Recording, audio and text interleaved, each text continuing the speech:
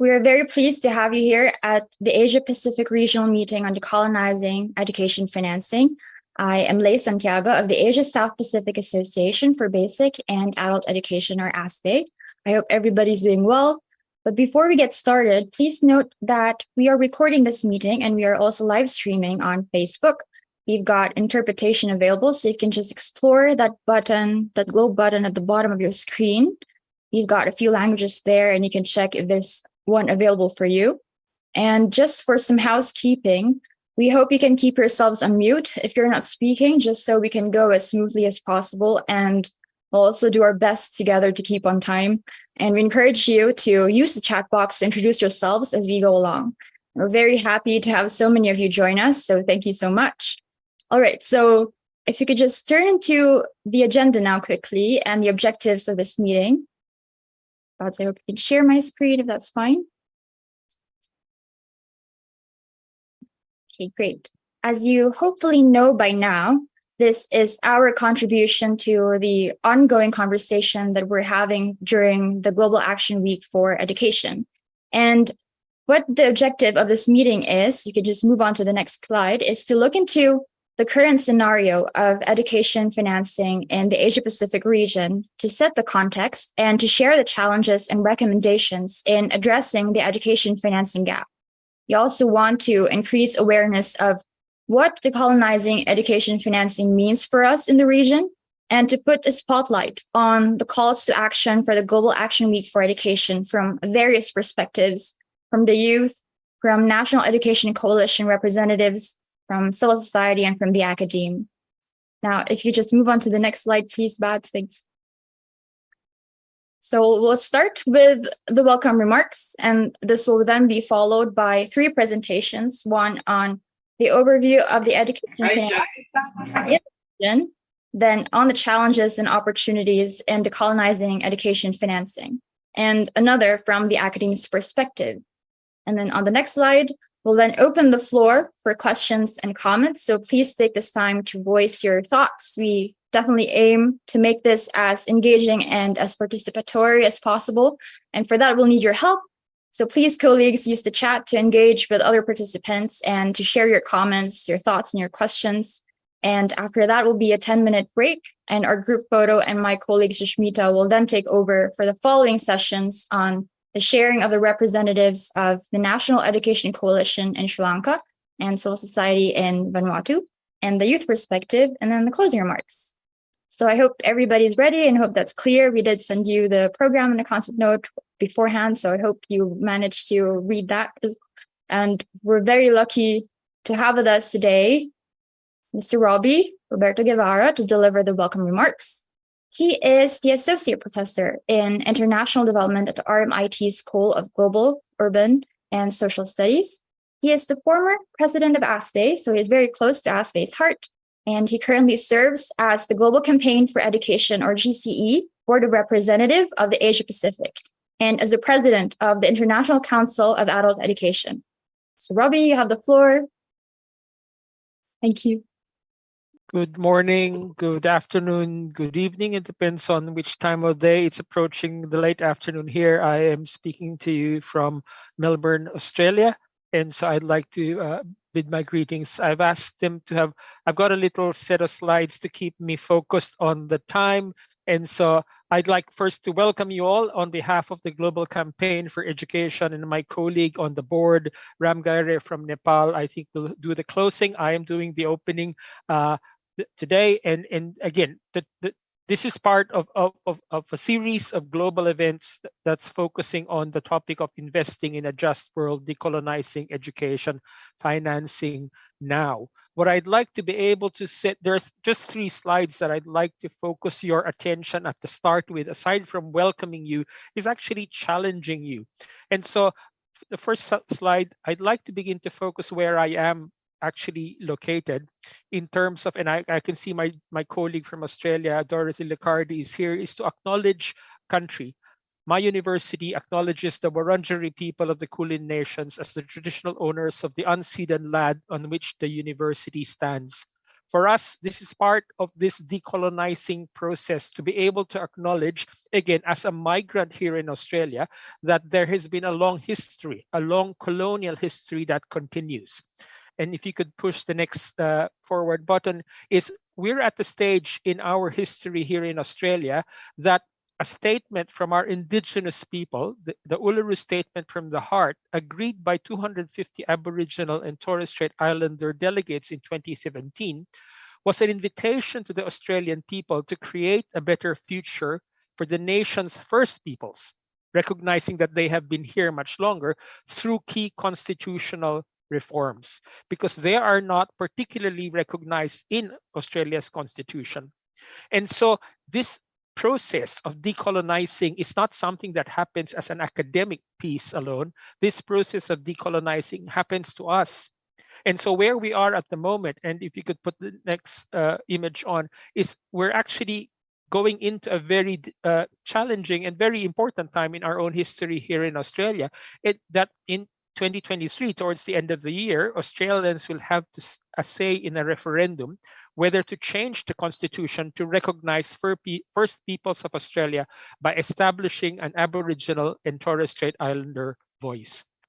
And so this decolonizing process is alive. This decolonizing process is something that I think the invitation is, it's important for you to be able to recognize it in your own particular context. And that's why I acknowledge the Indigenous peoples and Indigenous elders in our gathering today to be able to recognize. And there are three things I'd like you to remember: the word heart, future, and voice.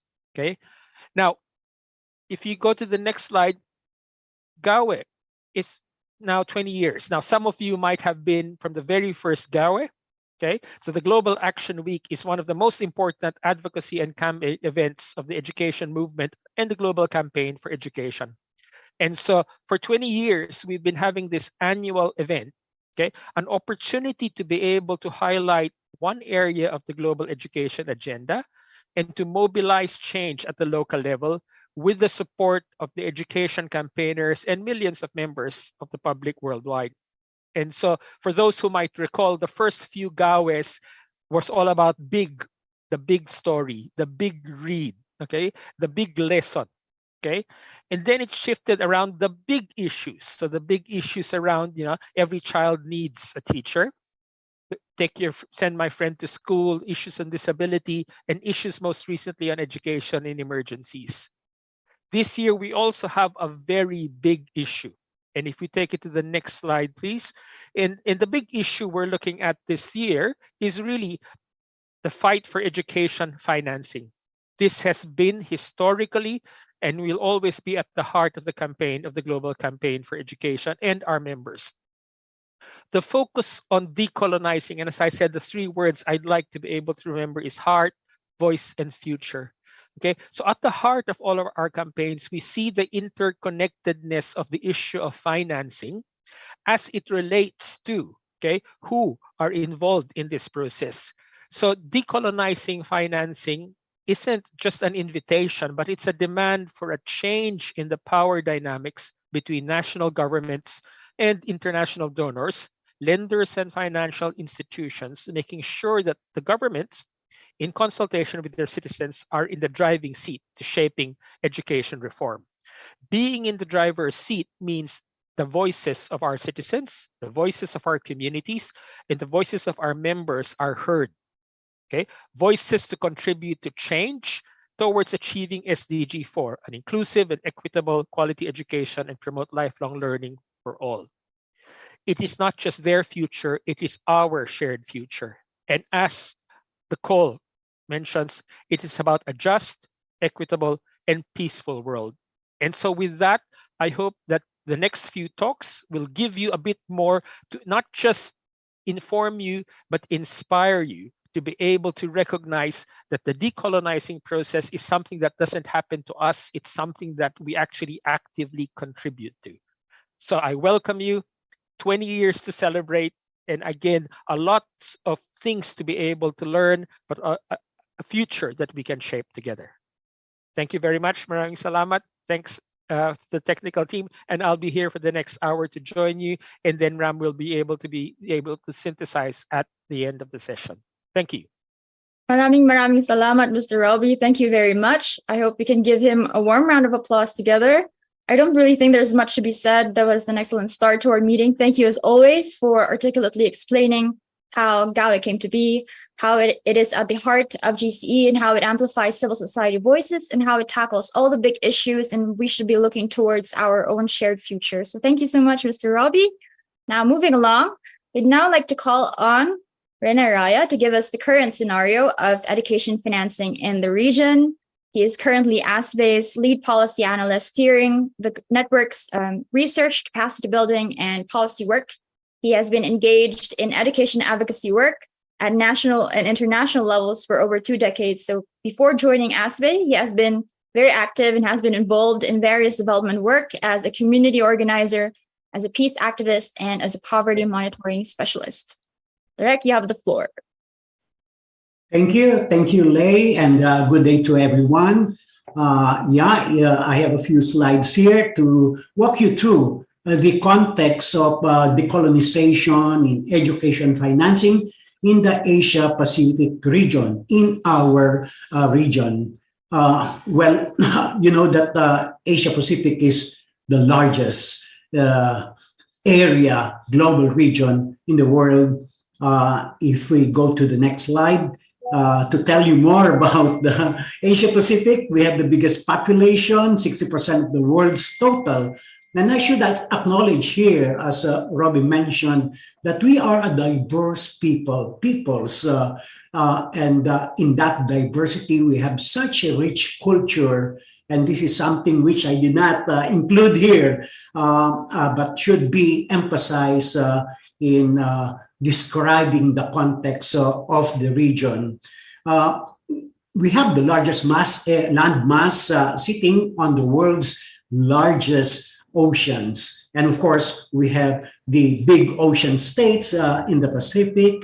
We are rich in natural resources, host to some of the most biodiverse areas globally, and home to the most diverse marine ecosystem on the planet.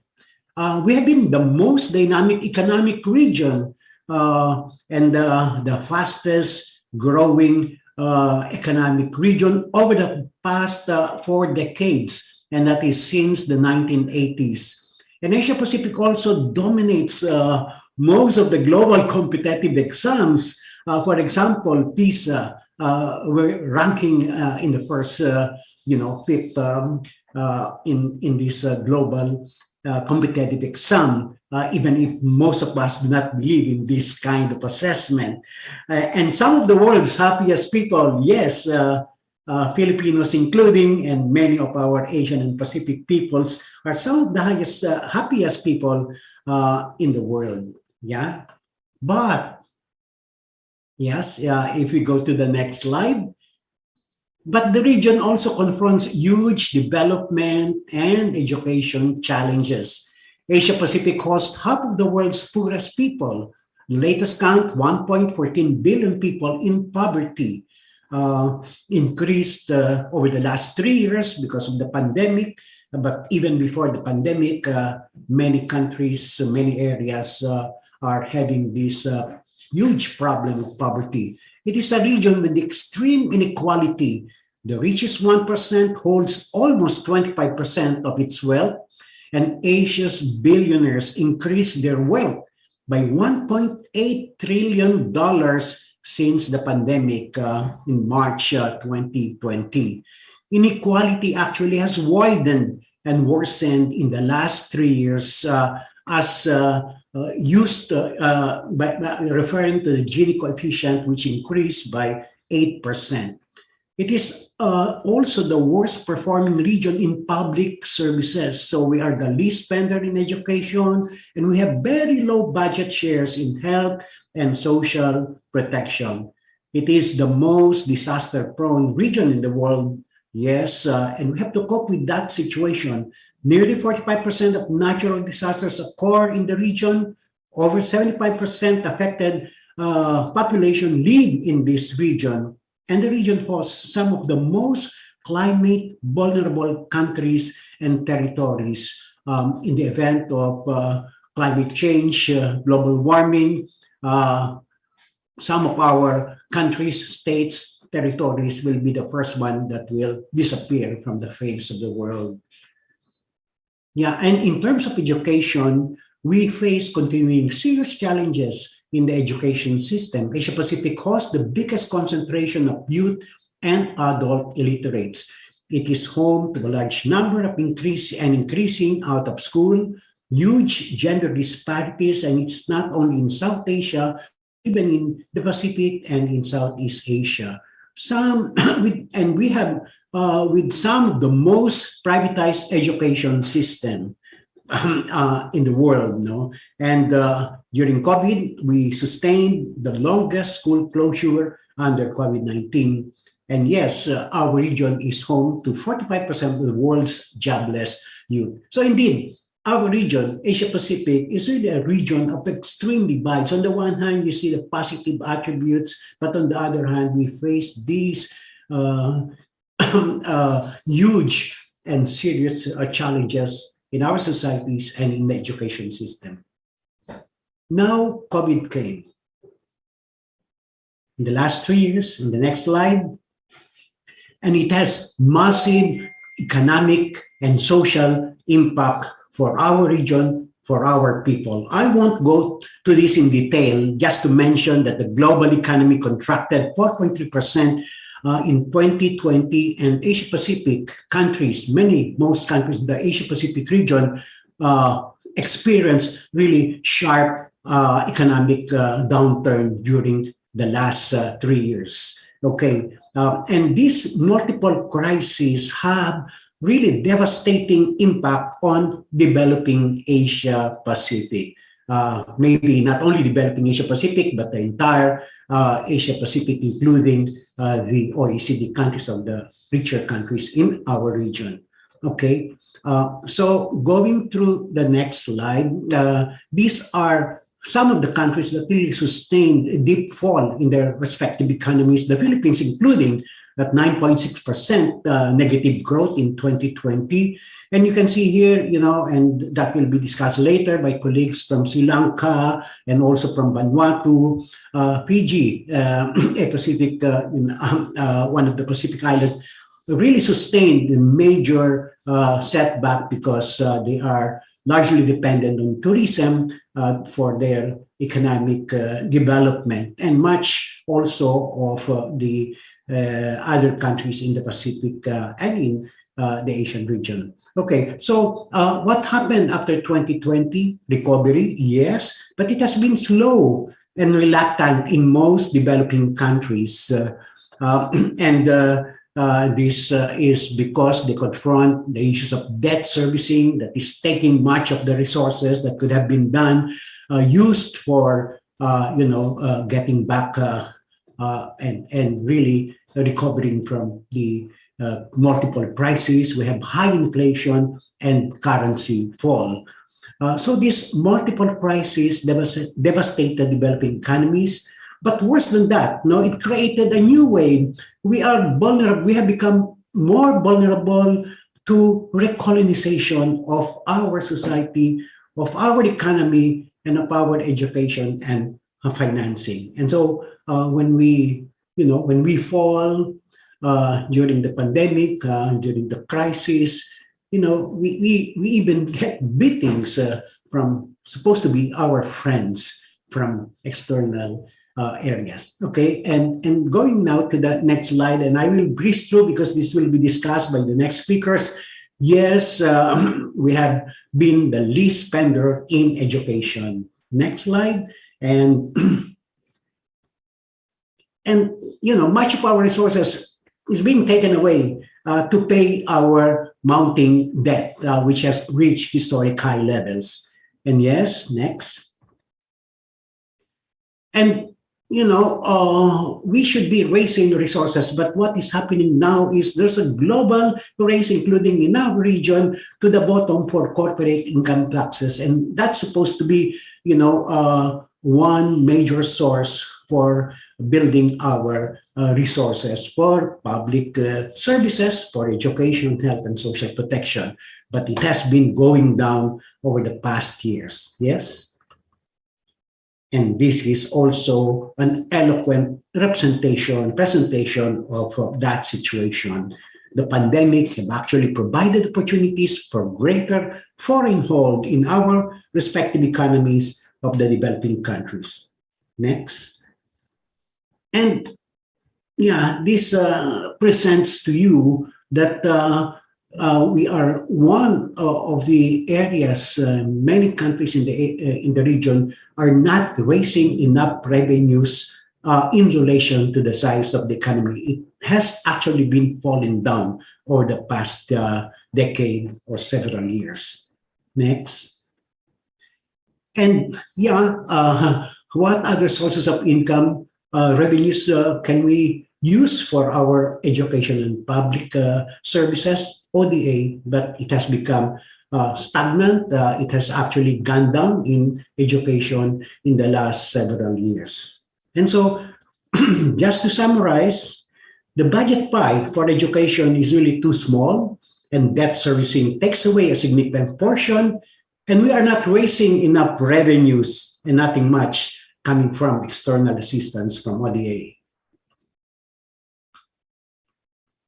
And summarizing the education context in our region, it is an education system with huge and persistent gaps, a system that is too unequal and underfinanced, and one that is highly privatized and unable to cope with crisis events. No? So, colleagues, friends, let me just end by saying that we are a people with a long history of heroic struggles for independence, for national liberations, against our colonial and despotic rulers. We fought and we won against our oppressors. We have a strong, vibrant, and broad social movement leading in critical advocacies. We have dismantled and overthrew dictatorships in our midst. And now they are back or coming back. So the struggle goes on. We will persist. We will prevail. Thank you, everyone. Over to you, Lynn. Thank you so much, Mr. Rene, for the very powerful statement at the end and for the comprehensive overview of the current situation and for reminding us that Asia Pacific is not spending enough as it should be for education, for health, for social protection, and how there's much more that we need to do for us to be able to put people first and to provide them with quality services. It's quite a grim picture, but as you said, we will persist and we will prevail. And I'm sure there are plenty of opportunities to do so. So please, colleagues, let's give him a warm round of applause. Thank you, Rene. And colleagues, please feel free to use the chat for your questions and your input, and we'll get to them in a bit. Okay, so we also have with us today for the next speaker, Ali Raza Jilani, to speak on the challenges and opportunities in decolonizing education financing. Ali is a development practitioner with over 10 years of activism at the national, regional, and international levels, and he leads the advocacy group of the Asia Pacific Regional CSO Engagement Mechanism, or APRSEM, and he is currently the vice chair of the Karachi Research Chair, which is a policy think tank striving for democratization in Pakistan. Ali, if you're in the room, please, hello. Thank you so much for joining us. Please take the floor. Hi, Lynn. I'm here. I hope I'm audible. Yes, very clear. All right, thank you. Do you have my presentation there, or do you want me to share the screen from here? Would you rather redo it? Okay, there you go. Yeah, that would be great. Yeah. All right, thank you. Okay. All right, thank you. I basically, before moving into what some of the challenges that we have, as well as the landscape of opportunities that we might look into in terms of decolonizing education financing, I just wanted to sort of build the context a little bit also because as a student of decoloniality, we do understand that there are other issues also at play here, other than financing. So if I go to the first slide and perhaps take a start from there. So we do understand. I mean, the experience of colonialism itself was pegged on Eurocentric reconfiguration of historiography, where Europe, in some sense, found itself, rather placed itself as the epitome of human civilization, and there was this dimorphism applied to human species, where the ideas of modern versus primitive, were brought about, and there were several, interventions through which we see, for instance, scientific racialism was applied, and then social Darwinism at play. This sort of a pattern of attitude basically resulted in the idea of dehumanization, and how Gayatri Spivak would probably term it as subalternization of the indigenous people. One of the main things that happened in the process, what this makes a clear distinction between our systems of thought and our systems of wisdom, and the Western intellectual paradigm was the idea of modernity, which somehow was considered by Europe as an intra-European product, where it was basically located in the classics, in Latin and Greek traditions, and then the ideas of Reformation, the Enlightenment, and the French Revolution were considered to be as the touch points through which modernity was born. But the decolonial literature now is very clear in terms of historical accuracy, that the very idea of Renaissance in Europe was not possible if it wasn't for the Arab translations of classic Greek and Latin works in the 12th century. So we see a lot of decolonial literature and different sort of intellectual projects and products coming through, trying to unveil a lot of perspectives, which have been sort of like subalternized as far as the colonized are concerned. And also, to qualify that further, we also see there's a lot of archaeological evidence with glorious civilizations and their vibrant cultures and rich histories keep coming through. If I can go to the next slide. Now we see that the three regions majorly, Asia, Africa, Americas. One thing that was consistent in terms of a pattern of attitude in the colonial era was the idea of either conceit or stealth or plunder, combined with denial as well as erasure of local indigenous wisdom, as well as epistemic systems, which sort of like produced knowledge. And we have so many examples coming through. There's this one documentary recently going viral, telling us that it was Abbas ibn Farnas, the person who invented the first flying machine instead of the Wright brothers. But somehow we have the intellectual property clause at play, through which then things are denied as to where they should be originally attributed. A few weeks ago, we were having this coronation, and Queen Camilla I was looking at. So because of the controversial nature of Kohinoor, she chose not to wear that one, but she then went for Lahore diamond, which is equally controversial again. So, the white man's burden of protecting the earth's resources continues to be a pattern of attitude that would go on in some sense, right? Despite the fact that we've had so many things in the decolonial literature coming through now, but we have a very tangent kind of denial of those facts and figures. In terms of Indian subcontinent, where I belong, the British plundered almost like $45 trillion. And we went from 27% of global GDP to 4% of global GDP during the colonial era. But there is no talk of loss and damages throughout multilateral processes or the United Nations, deliberative fora. While there is some talk, through COP27 and other platforms concerning climate, but what about the responsibilities and acts, done in the colonial era?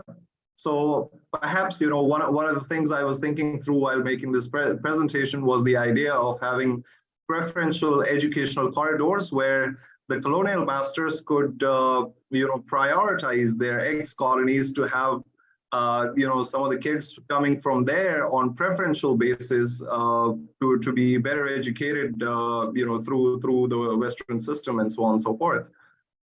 If I can move to the next slide, please. So we know how the past has been. Technological prowess, Maxim guns, steamboats, and chloroquine in particular, because Africa's first line of defense was mosquitoes when it was being colonized, and chloroquine was the cure then. So we understand, there are a lot of things that happened, but what I'm actually going to focus is, the rise of capitalism, industrial revolution came, and dichotomy of agrarian versus industrial societies was made. There was apartheid, cultural genocide, but the most important thing that happened was epistemicide, the murder of knowledge systems. The indigenous wisdom systems that we had here in the ex-colonies, they were sort of like erased completely, and we will find those kind of traces in the post-colonial tradition also, and even more so in the decolonial narratives that we see, that the issues of otherization, the issues of commodification and exploitation of people as well as their natural resource base was sort of in the name of growth fanaticism was basically applied, on the basis of scientific rationality that we seek, being continuously followable as well as biased. So I can give you ample examples from my own country and our tradition where you would have these people from the indigenous communities producing organic food of all sorts, but when the accelerated genome came, they sort of like had to give away all those seeds and everything, and now the same organic stuff is being produced by the big tech and big corporate, and they keep selling it to us for the price four times of the price and so on and so forth. So what we understand in terms of development is that sustainability was at the core of what we lived as communities in the indigenous era, and that was basically eroded by the experience of colonialism itself. If I can move to the next slide, please. So the point that I wanted to emphasize here, that the experience of underdevelopment today is not a coincidence, and we see a lot of evidence coming through in terms of how technical and technological deprivation was sort of like a schematized intervention in the global south in particular. Even today we are in quite a few avenues. We will see that culturally, socially, economically, or politically, we are experiencing a sense of dependence with our colonial masters. But one thing that majorly changed in terms of education, and before I talk about financing, mainly the very issue of perception of education in the ex-colonies, and you will find this increasingly in the decolonial literature, that it was mostly to do with emancipation, not employability. So there was not that commodified, commercialized sense of education in the ex-colonies, even if we were the so-called primitives in our times. But through colonial interventions, one issue as a response to the emergence of capitalism that came through was the idea of commodification and commercialization of education, where employability over emancipation was prioritized, and of course, the very idea of also, especially in my country's context, in the Indian subcontinent, we also saw the very first traces of classified education systems. So you had a certain prioritized, privileged class of people who had a different set of education and different set of training, while the other commonplace people had a complete different thing. The other casualty that happened in terms of the educational landscape was the idea of the open source systems of knowledge, where you would have, the community elders, even the so-called illiterate people of that time, and so on and so forth, literally sharing pearls of wisdom, and it was an open system, and you had these so many sources and everything, which was not sort of like compartmentalized as it is today. If I can move to the next slide, please. So a natural response now, we saw that, after the experience of colonialism was the Marshall Plan and co, which was mainly driven by trade, military, or political objectives of donor countries. We also saw that it was not the MDG's acceleration framework in 2010 or 2013 that had a realization that we need to do something for the planet. It was the Brundtland's Commission in 1987, 12 years before the emergence of the Millennium Development Goals even, that development does not have to come at the cost of society or environment. But because of the colonial pattern of attitude to development, we were handed down a plan in 1999 in the Millennium Development Goals, because there were several profiteering interests in terms of fossil fuels, food systems, corporate interests, which sort of like, compromise the entire scope of a development framework that could have been much better in terms of its outlook. If we can go to the next slide.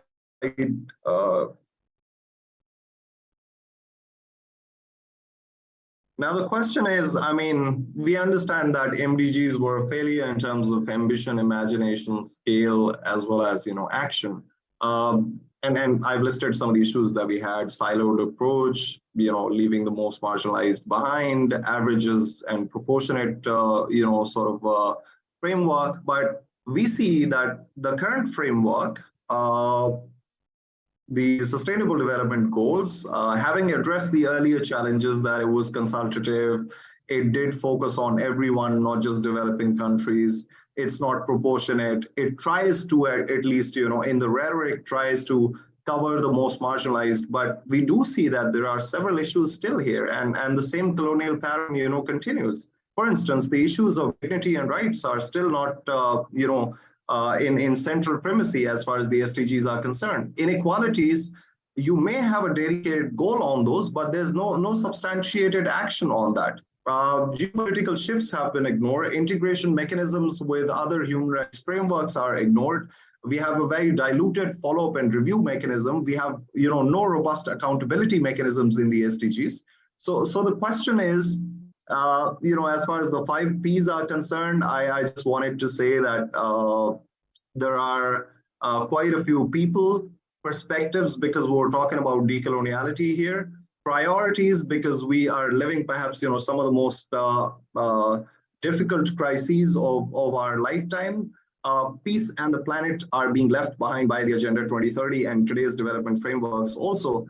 The only things that I can say are fine even today are prosperity and partnerships, because both of them are conceptualized in a very corporate-centric approach based on business as usual by the multilateral processes. So those are the only 2 Ps that happen to be fine. But if we are to talk about democratizing and decolonizing, the discourse, the terms of discussions around development have really to shift for better. If I can go to the next slide, please. So in concluding, what we see is that colonialism may be over, but coloniality prevails. So those practices, through subtle, sophisticated, normalized, and legalized neo-imperial mechanisms, continue. We see that, there are several issues that I've just covered. Also, one of the main things in terms of development and in terms of financing that I wanted to cover was the idea of means of implementation on the Agenda 2030 that we see in terms of financing, in terms of debt, in terms of trade, in terms of technical and technological capacity. We see there are several limitations still that sort of like, need to be addressed. If I can move to the next slide, please. So just to quickly give you some of the statistics, we only have 0.7% of gross national income from the donor countries that they are supposed to dedicate for development outcomes around the world. In 2022, we had about $206 billion dedicated for development.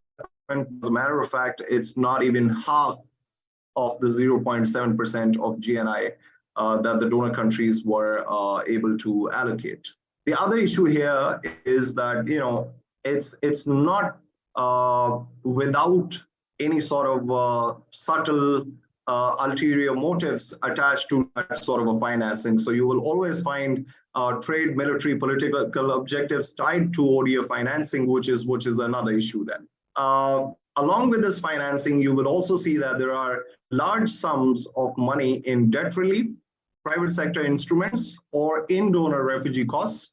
So that means, very little amount reaches the developing countries in actual terms, in terms of them being able to invest something, say, in social protection, in education, in healthcare, and standard of living, and so on and so forth. And then we recently saw, in this precedent, I mean, we are all for Ukraine here, but the thing is, diverting the entirety of financing almost to Ukraine at the cost of everyone else who, the entire international community has experienced vaccine apartheid, several challenges because of COVID, several development outcomes, yet to be fulfilled. So those kind of, things were sort of like, put at the backside in the last couple of years. In terms of speaking of the region, Asia Pacific needs over $1.5 trillion annually and only gets $50 billion every year in terms of official development assistance, especially on SDG critical priorities. And one of the critical splits in our consciousness that I wanted to highlight here was that while everyone else was barely able to amass $206 billion in 2022, in 2021, the global military expenditure crossed the $2 trillion mark for the first time in our history. So I think those kind of things also have to be part of the deliberative process at the UN. If I can move to the next slide, please. The other issue is that we have these hegemonic trade and investment agreements that continue, the flow of resources from developing countries. There is this one indicator we call illicit financial flows. So multinational corporations basically employ different methods to evade taxes, capital transfers, asset stealth, trade mispricing, and profit shifting. So what happens is there's a lot of money that goes out from the developing countries, and the latest data that we have, unfortunately, is from 2004 to 2013, and between those 10 years, we saw that $7.8 trillion were taken out from the developing countries. And as a matter of fact, I mean, in the same year in 2014, the data that we have tells us that the official development assistance, the money that came from the rich countries to poor, was $134 billion. And in the same year, $2.1 trillion was taken out from the poor countries by the multinational corporations of the global north. So it's a fundamental question of who is developing who here. And I was listening to the presentation from Renee earlier, and I was just thinking, I mean, if we are able to even fix half of this in terms of trade and investment regimes and prevent, some of these tax evasions, capital transfers, trade mispricing, and so on and so forth, we really don't need any kind of official development assistance at all. So we're talking about trillions being taken out from here in exchange for 185 billion or 206 billion, being given. So anyways, we've been pushing with the UN as APRSEM, as well as, the Financing for Development Group has been pushing this. We've also tried to, push this at the major groups level for this indicator to be tracked systematically by the United Nations, because it can have a consequential impact on not just education financing, but also the entirety of social development financing around the world, especially in the global south. If I can move to the next slide.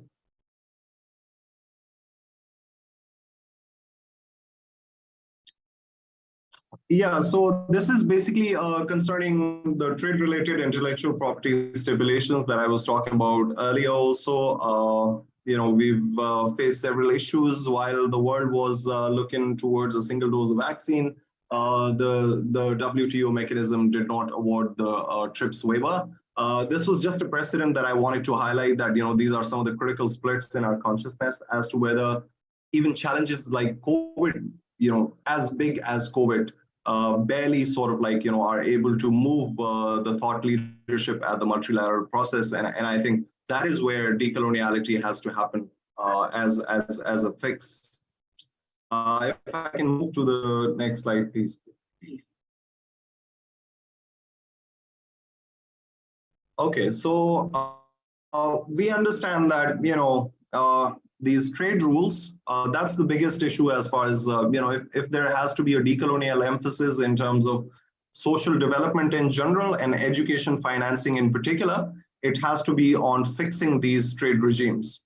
So they are used to reduce state obligation for provision of essential services. They constrain governmental oversight to safeguard natural resources across different countries, prevent development of local industries, as we've seen over the years, maintain market monopoly on goods and services, as well as sustain colonial corporate capture of governance and resources. Now, if you have anything left as a developing country after all that, you might still be hit by investor-state dispute settlement. So in my country's context, we lost almost $5 billion while we keep getting blackmailed by the likes of IMF for $1 billion or two.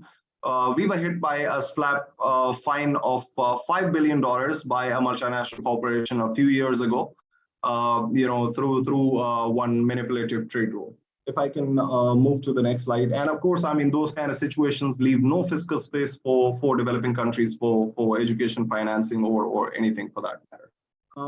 In terms of concluding, I think Renee was already able to cover the issue on debt. It was a massive crisis for over 108 developing countries. In terms of GDP percentage points, we saw a rise between 10 to 40%. If I can move to the next slide, I can show you exactly the countries that were the hardest hit in our region. So Fiji and Maldives, Sri Lanka, Pakistan and Philippines, Nepal, Myanmar, Bangladesh, Lao PDR, Cambodia and Vietnam. All of them suffered unprecedented debt to GDP increase during COVID-19, and yet more than 80% of IMF negotiated loan programs pushed for further belt tightening measures, although COVID was not seen as a lesson, because COVID itself happened because of weak public infrastructures, right? But they further pushed for belt tightening measures, which would mean cuts to education financing, cuts to healthcare financing and social protection financing. If I can move to the next slide, please.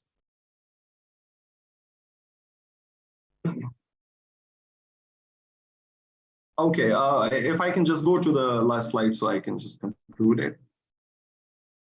Climate, I wanted to focus in terms of linking it with education. You see, we understand that Global North is mainly responsible, the countries from there, because our countries have a meager carbon footprint.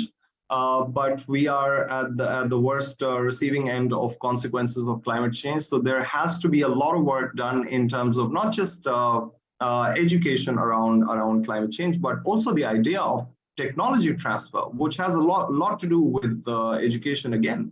So there's no responsibility being taken by the global North countries in terms of technology transfer for mitigation and adaptation measures in the global South that needs to be done. And then, yeah, I mean, it's also the same issue in terms of inequalities around the global South.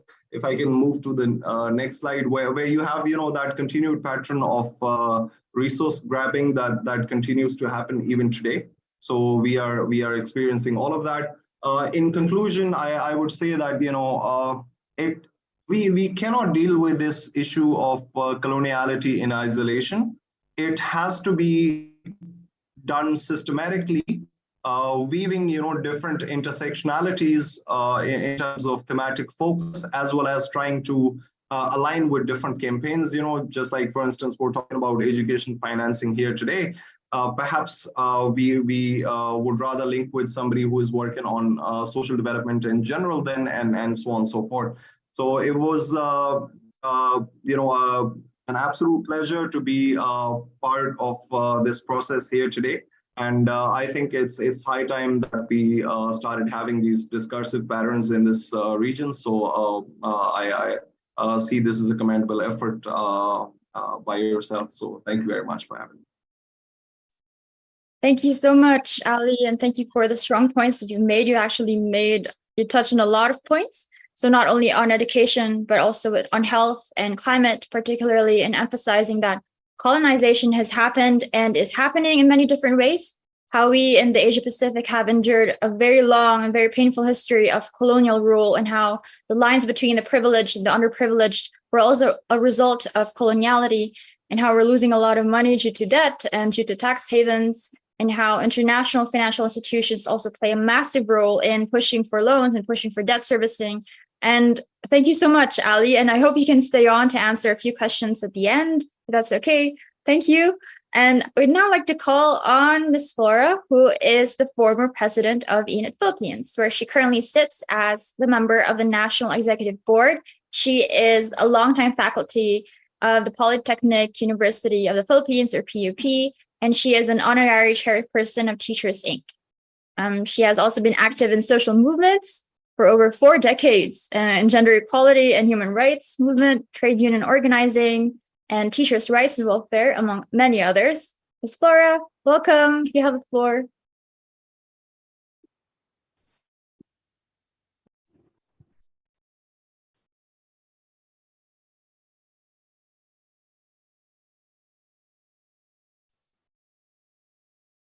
Okay. Assalamualaikum. Salam. Good afternoon, everyone. Magandang hapon po sa lahat. I would like to walk with you, with regards to our Philippine experience in terms of how the debt issue or debt crisis had impacted social services, especially education, health, but I will focus on education, and on issue about financing priorities. Okay, I'll be sharing the screen.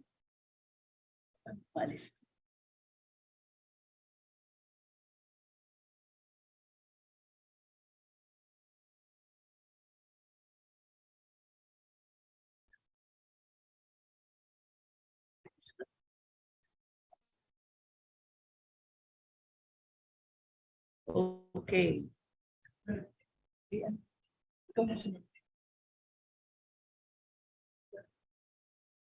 Okay.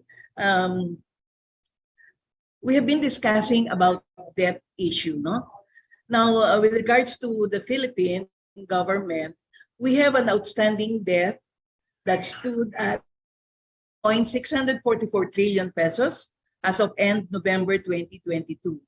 Increasing by 1.92 trillion pesos or 16.33% since end December 2021.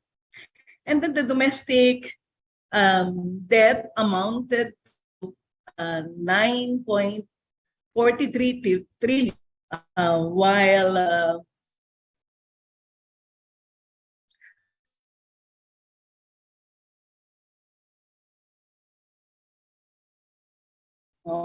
the external debt has been 2023, the government of the Philippines will have to settle at 1.35 trillion in domestic debts, up from 1.02 trillion pesos this year, and 253.8 billion in foreign obligations, up from this year's 240.1 billion. Now, what will be the implication? Definitely, this will cause a heavy drain on the economy that is still struggling from the multiple crises triggered by the COVID-19 pandemic. Now we can feel the rising food and fuel prices that will exacerbate even more than the poverty situation that we had before in the country. Now, with regards to enrollment and participation, enrollment has started to recover after a significant decrease in 2020 due to COVID-19 related school closures. But for SY 2022 to 2023, we have 28.4 million learners enrolled, coming from the public schools, 44,931 public schools, and 12,162 private schools nationwide. Despite the increase in enrollment, access, equity, and inclusivity in education remains to be a concern. There are about 3.4 million out-of-school youth in the Philippines, and many of these young people come from the low-income families and are forced to work instead of attending school. Now, you can see here the out-of-school youth and adults aged 18 to 30, and the main reasons for not attending school are because of finding work, early marriage, and taking care of children or siblings. According to the UNICEF's UNICEF's 2020 report, the dropout rate for indigenous children in the Philippines is almost 3 times higher than the national average. Look at that. And the decline in the enrollment of learners with disabilities in SY 2020 to 2021 and 2021 to 2022 compared to the school year 2019-2020. And the DepEd reported a decline in the number of schools where learners are enrolled, where learners with disabilities are enrolled. From the 21,270 schools, it went down. It went down to more or less. Just a minute. I'm not technologically literate, but I'm trying. This is part of the debt issue. That's not training for teachers. Okay, so ayan, this one.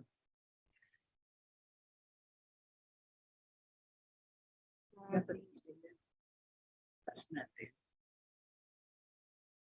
Sorry, So from 21,250 schools in 2019-2020, the number went down to 13,408. Yeah. Now, there is also a decline in the enrollment. Enrollment of, ayaw niyang gumalaw. So that's the landscape, in terms of the learners with disabilities. Now, when it comes to school infrastructure and facilities, we have a backlog of 91,000 more classrooms, But then, at the moment, we have 327,851 school buildings in the country, but there is a need to build, repair, and maintain school infrastructures to accommodate the growing number of learners all over the Philippines. Most of these school buildings are in good condition, needing minor repair, major repairs, and set for condemnation. Now, in terms of teacher shortage, we still need to hire 147,000 more teachers to reduce the class size to 35 students. This is the situation. The shortage definitely affects the student-teacher ratio, making it difficult to provide personalized instruction and support to students. Now, in terms of funding for the marginalized, excluded, and vulnerable sectors, despite the allocation of funding for basic education in recent years, actually we got the highest, no? But then these are not enough. In 2021, we have 594.11 billion pesos. And in 2022, we have 631.77 billion. And in 2023, 676 billion pesos. But this does not address the funding for the marginalized, excluded, and vulnerable sectors, especially on the inclusive education programs. Less than 2% is allocated for inclusive education programs, with 7 programs under it. And then on disability-specific appropriation, it is estimated to be only 0.44% of the DepEd budget. And alternative learning system account for less than 1% of the education budget. Now, with regards to teachers, definitely with rising debt and financial constraints, it may result in stagnant salaries of teachers. So my fellow teachers, beware and be alerted with the stagnant salaries. This can negatively affect teachers' morale, motivation, and overall job satisfaction. It may also make it challenging for us teachers to meet the financial needs and cope with the rising cost of living. Aside from that, we have this increased workload. In our Magna Carta for teachers, it is spelled out that it is 6 hours, including our teaching and our advising and lesson preparation. But then we have lots of teaching-related activities and duties, and most common ancillary and administrative assignments that bring about reduced instructional quality, wherein the teachers borne the blame, and then we feel stress and burnout, and then we have limited professional growth opportunities. We have also detrimental impact on health, decreased job satisfaction, and higher teacher attrition. Austerity measures can lead also to budget cuts, especially on the teaching resources. Look at the image of our fellow teacher. They make use of their own resources to address the need for visual aids and other learning materials for children. Now, with regards to this debt crisis, we anticipate austerity measures leading to budget cuts for educational resources, teaching materials, textbooks, technology, and others. And teachers may face challenges to acquire up-to-date resources, impacting their ability to provide quality education and engage our students effectively. Now, on limited professional development opportunities, austerity measures often result in reduced funding for professional development programs and training opportunities for teachers.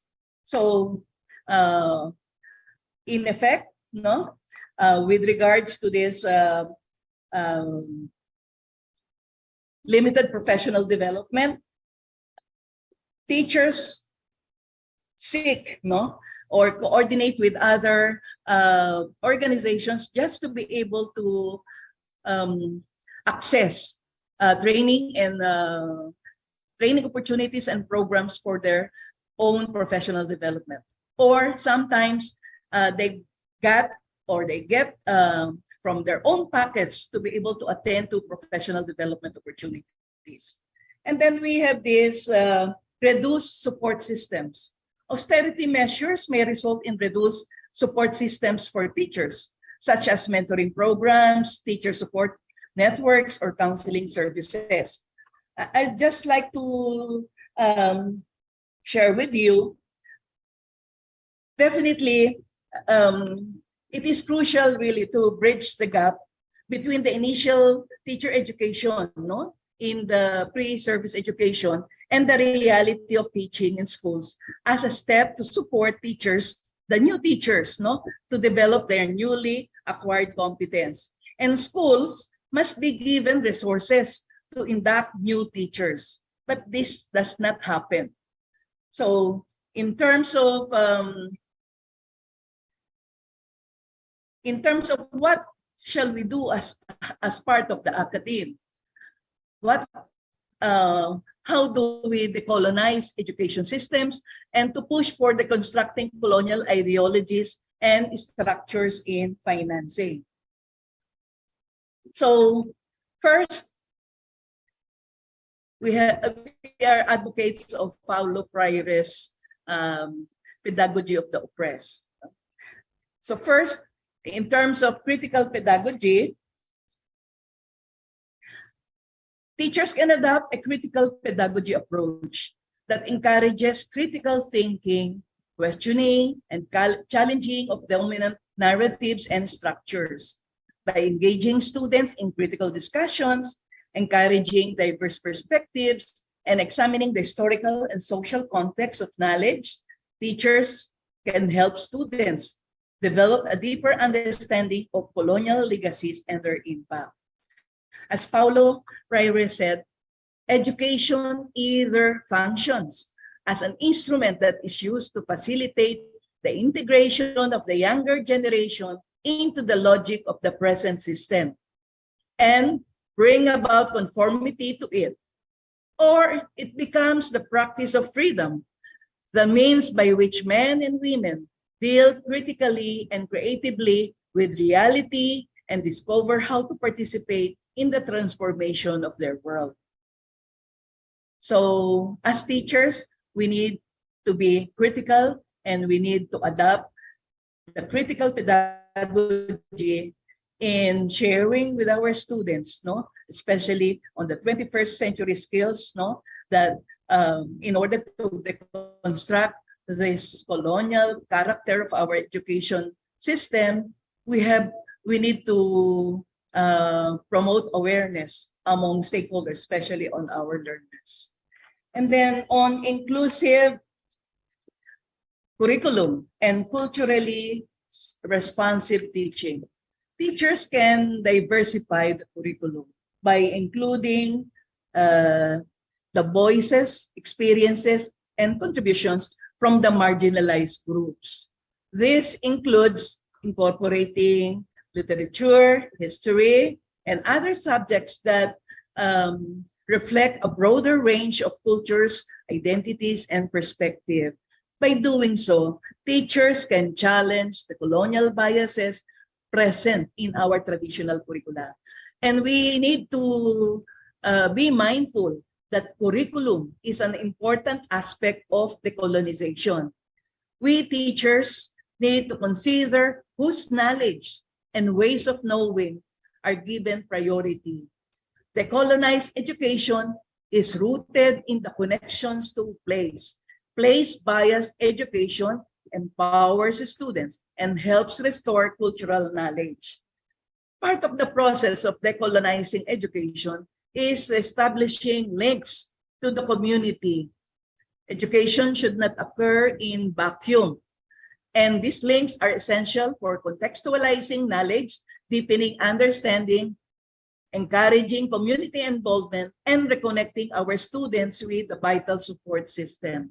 As Paulo Freire said, why not establish an intimate connection with knowledge, considered basic to any school curriculum, and knowledge that is the fruit of the lived experience of these students as individuals. Now, in terms of professional development, as I have said, We can seek professional development opportunities focused on decolonizing education and challenging colonial ideologies, instead of attending workshops which are not really very relevant, especially on liberating education content. We need to get involved, no, in the governance of our school, wherein our organization, our teachers' organization can incorporate relevant and empowering education into our work plan, the school improvement plan, or the annual improvement plan to raise the level of social awareness of teachers for transformative education. In terms of advocacy and activism, teachers can be advocates for policy changes that address the colonial legacies in education and financing. They can join or initiate movements, write letters to policymakers, and participate in collective actions to demand reforms that promote equity, inclusivity, and fair financing of education.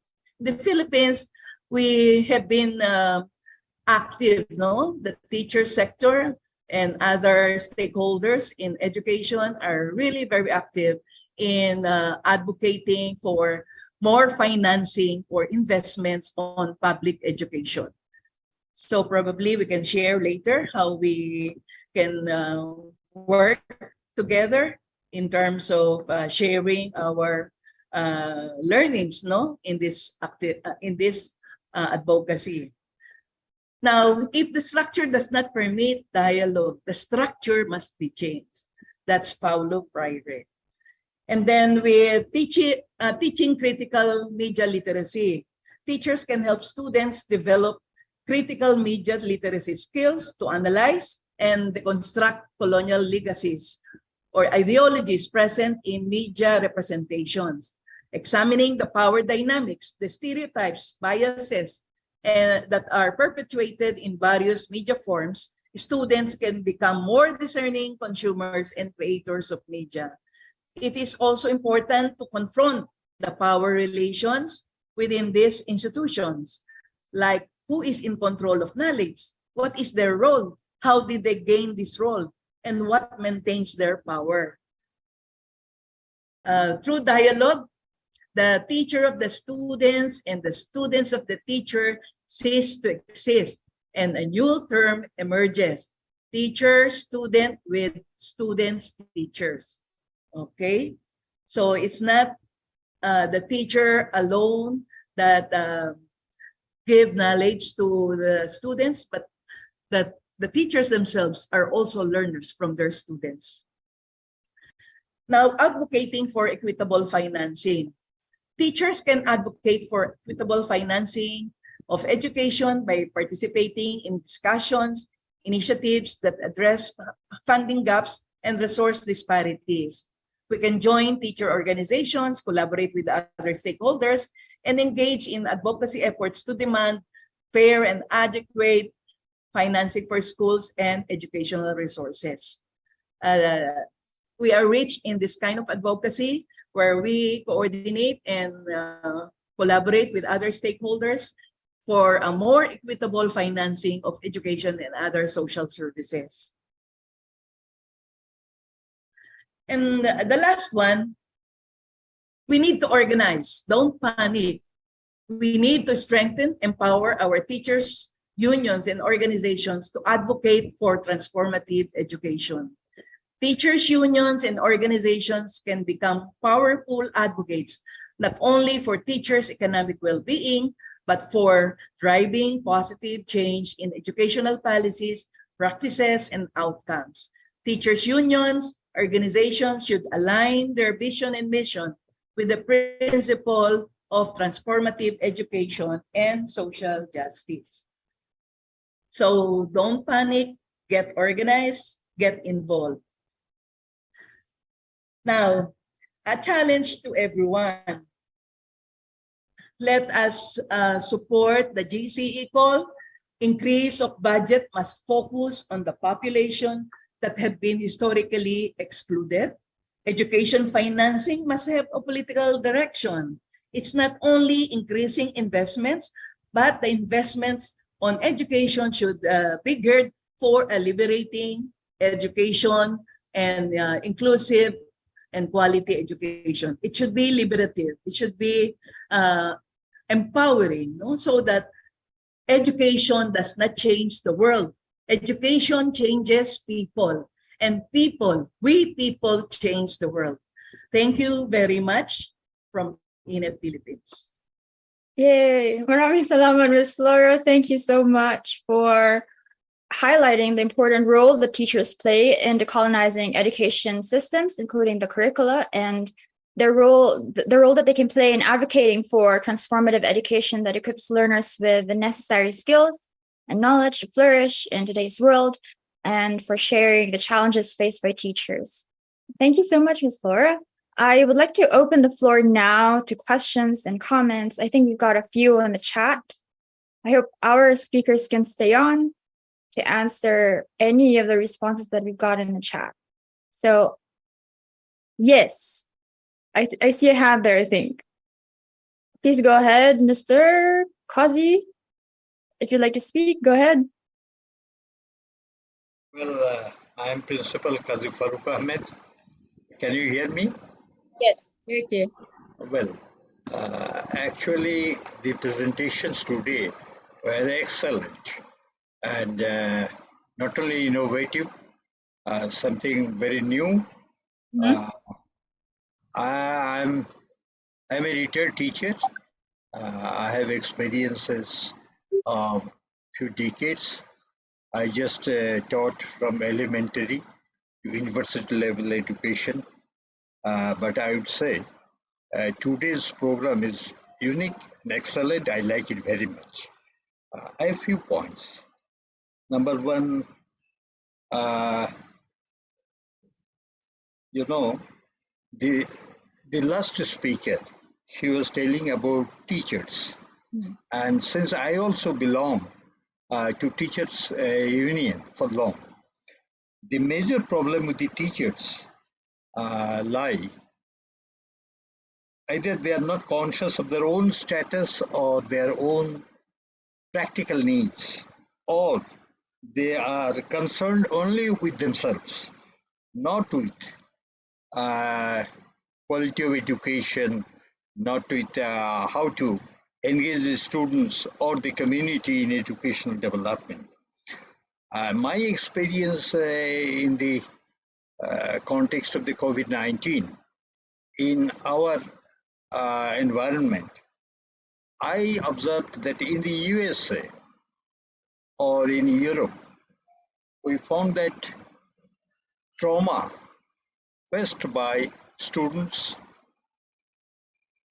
came under discussion, as well as the trauma faced by the teachers there, and departure of teachers from profession came into light. But in our context, we found that the condition of teachers, that they could feel the trauma of COVID-19 was not considered duly. And regarding the financing in education, I would like to say 2 or 3 points. Number one, in our country or in Asian context mostly, duplication in financing. In our country, to the best of my knowledge, 18 ministries finance in one way or another in education. There is lack of cohesion and coordination in it. So, when the problem is this, how to finance in education comes, this coordination is very much required. Another point is this: we face, we focus more on the problems, but practically how to come out of the crisis, those solutions, the practical problems, how we can come out of the crisis concertedly. We neither can put it to the government, nor the government has the opportunity to just interact with us or all the concerned. The civil society just playing a very good thing, but to me, my experience is they want to copy. I'm sorry for my coyness of the word, copy the international experiences. But you know, every country has its own national context. So they are to come out that way. In our country, we have to face the problems and the friendship or the good relationship with the parents and teachers. The role of parents are not very much taken into consideration. So if the parents are not convinced that teachers or more funds should come in education, then the question doesn't get much consideration. I think at this point I should end. Thank you very much. Thank you so much, Mr. Kazi. I think you mentioned a few points, one of which is the condition of teachers and the trauma that they felt during COVID-19, on financing of education, and how we can come out of this crisis collectively as civil society. So thank you so much. Do we have any other questions? We'll collect them first, and then we'll direct them to our speakers. All right.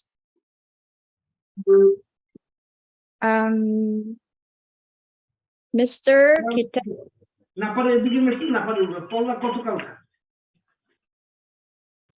I'm sorry, who is speaking right now, please? If you have a question, please let us know. If not, that's fine. Okay, no takers. Okay, I do want to mention. Yes, there is a hand raised by Mr. Diogo. yeah. Mr. Diogo, if you'd like to speak, please go ahead.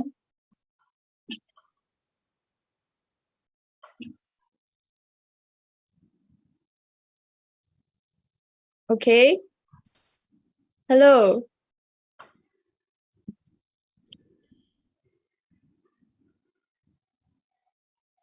If you could just please unmute yourself so we can hear you better.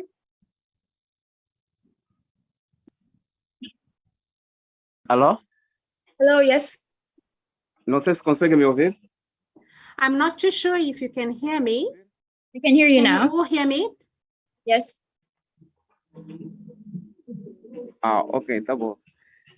Bom dia a todos e a todas que estão nesse exato momento. My greetings to everyone that are here in the meeting. I have one simple questions about what is being debated as agenda of the day. I have been born and I've always heard question about matters that really impact our lives. So now we have been chatting about the improvement of the educational sector and what has the government been doing and what can we do to actually lessen our situations of need. Is there any way that we can actually look at the means of how we can do this in a better way? Because we have been talking about this for a great deal of time, and I would like to suggest that we need to bring some kind of union to this matter, because we need to see this improvement of education in a more better way. What can we see here is that the governments are not really committed to this improvement, and we are seeing that we lack that all the time. In my country, it is being said that the education is a part of the human rights of a child. So it's not being taken seriously. We do have situations in the rural areas where we are being promised to get books and help, and also that the education will be given for free. So in the end, we have parents that have to do the utmost to get the children to get some education.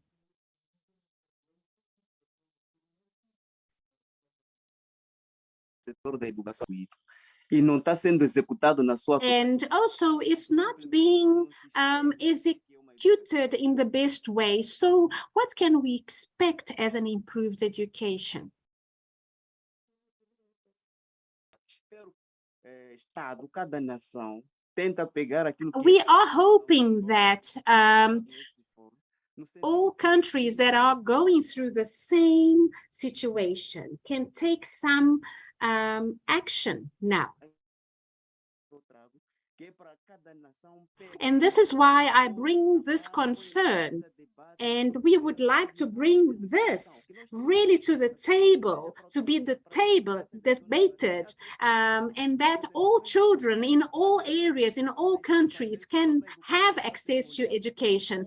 Please, let's make sure that the governments can see the need. And we know that so many situations are going to come up from this debate. And now I go back to the children that are actually waiting to be educated. So now I ask that sometimes there are negligence from our side and also from the government side. So I am now being the bearer of this message to the communities, because sometimes they themselves cannot see what goes on behind the scenes. So thank you very much for this opportunity. And this is what I wanted to ask. Thank you. Obrigada, Mr. Diogo. I think what he's saying is that what is the government doing and what can we do, and what is that concrete thing that we can look at in terms of the means of doing things in a better way? Because I think I agree with him that we already know what we're supposed to do. I think there's no dearth in terms of the recommendations and the calls to actions that civil society has, and it's all available. But I think this is also related to what Serafin Molina said in the chat. So despite the overwhelming data presented here, in addition to the massive campaign and surfacing of CSO to make it loud, the question is, are all these governments still seeing the relevance of us as civil society? So I think those are the questions that we've got. If I can also call on Elaine, if she'd like to share her comment from the chat, if Elaine is still here. Elaine, are you there? Yes, I'm here. Sorry, I've been a little bit up and down because of the time difference. So yes, I'm kind of feeling very much also as though I've got a lot to learn, but I'm happy to contribute through the chat. And greetings to everybody, and thank you for a fantastic forum. Thank you, Elaine. So if I could just read what she said in the chat, that this is an important and informative presentation from all of you, and the issues go from global, regional, national, provincial, and grassroots. And this is the same sad pyramid for money, privilege, and power. There are so many layers, structural and systemic, and so much sad history, so much to do, but together. So this is her comment. So I would like to give the floor now back to the speakers to respond to any of the questions. Thank you. Who would like to go first?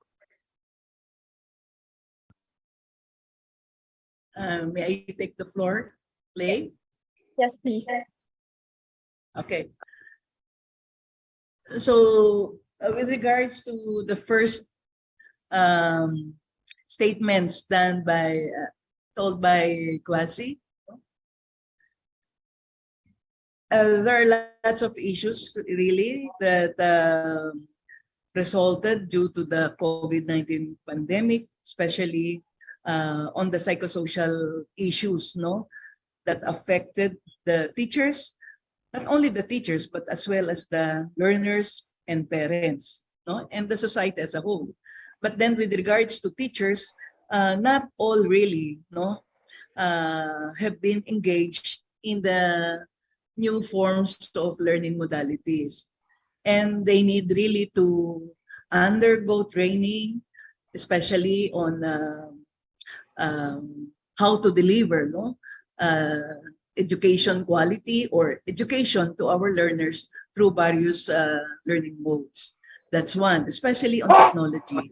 And then there are already all teachers who do not want to learn again the new technology because they said we are already old and we don't have already the strength, no, to undergo new learning.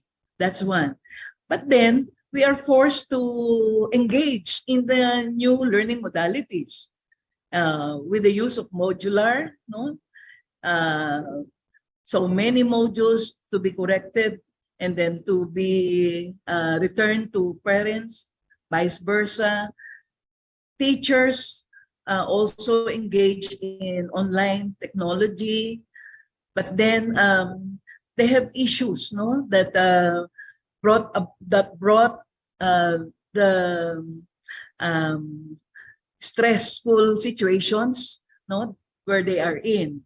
And it aside from the personal level issue about anxieties, no, on this COVID-19 pandemic, the future of their families and so on, and then some events of death, no, within the family. Definitely this accumulated, no, and brought more painful experiences for teachers. Not only for teachers, but as well with others, no, with parents and learners. That's one. In terms of addressing these issues, definitely the government, no, through the Department of Education, also made some interventions on how to address these issues of mental health, no, psychosocial issues affecting especially the teachers and the learners. But then this is not very massive, no, because of we need resources to bring quality services, no, in terms of psychosocial management. And then with other issues, how can we engage ourselves, no, as teachers, as part of the civil society, to really effect some reforms, no, and engage the government in policy development and especially on putting more investments on public education.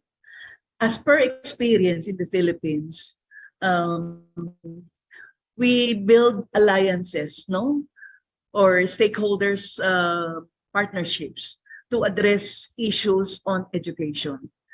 So for example, in terms of financing, no, we know for a fact that there are so many issues in the school system that need to be addressed by the government.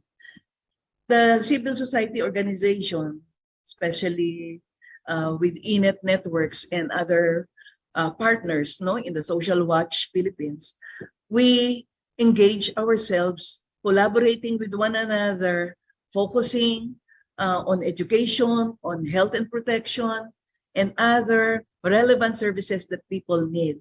It's not only education, but we engage holistically, no, as our contributions in engaging government to fund the public services. Now, as per education, we teachers engage our fellow professionals, no, to identify what are the key challenges in our sector, what are the problems that each one of us feel that need to be resolved, no, and what are the issues that you would like to bring to the government for their intervention and action. And then we engage our fellow teachers to put forward their proposals. Right now, with the new leadership in the education sector, we have this matatag agenda that has been rolling out, no, in the education sector. But then it's not enough that we roll it out, no? But what will be our issues to put forward, no, that need to be embedded in this matatag agenda? Definitely, it involves engagement of teachers. And one of our interventions is we we convene our organizations and coordinate with other teachers' organizations to define our education agenda that need to be forwarded to the government, especially on with the Department of Education and with the higher education. And then we coordinate, we collaborate with one another, and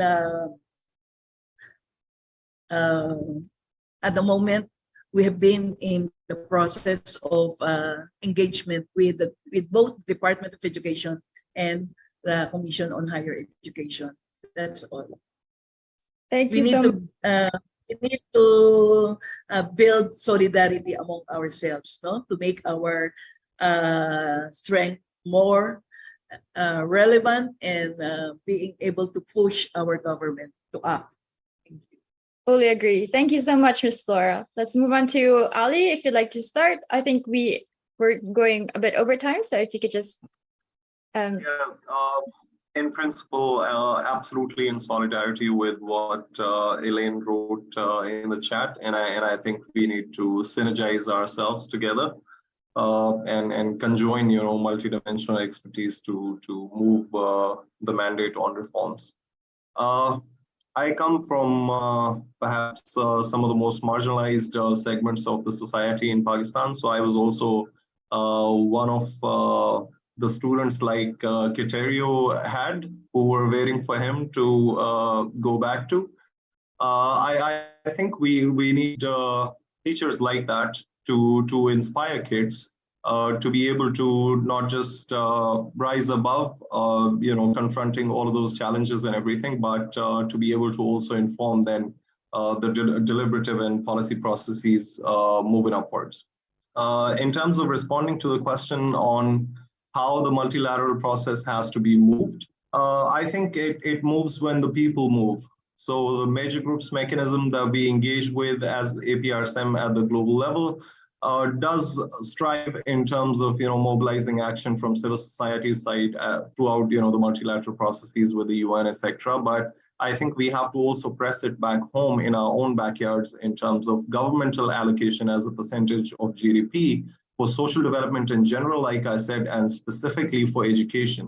On teachers, one last comment was, you are the guardians of our intellectual culture as well as our thought leadership for the future. So we really look up to you in terms of mobilizing decolonial action, and I think it has to be bottom-up approach also to serve the purpose. Thank you. Thank you so much, Ali. And for the final words, Mr. Rene. Thank you to our two speakers who shared very profound ideas related to the key issues of the day. I agree with both. Solidarity, I think, is the key link and a crucial advocacy that we should all work for together. And I think what we have here in GAWE is one important step towards linking our various struggles, various issues into a coherent and unified position so that we can, strengthen, amplify our voice when we deal with our respective governments, with the international community, with the UN system. Thank you very much. Over to you, Lei. Thank you all so much. With that, I think against the backdrop of a volatile global economy, rising conflict and instability, shrinking democratic spaces, and pushback on human rights, I think we can take comfort in the fact that we are all working collectively towards a common goal, and that we all have each other to ensure that we are able to provide education for all. So I think with that, I think we can give our speakers a warm round of applause. Thank you all so much. I would like to close the session, but before we go into a 5-minute break, I think we can take a group photo. And there's quite a lot of us. There's 97 at the moment.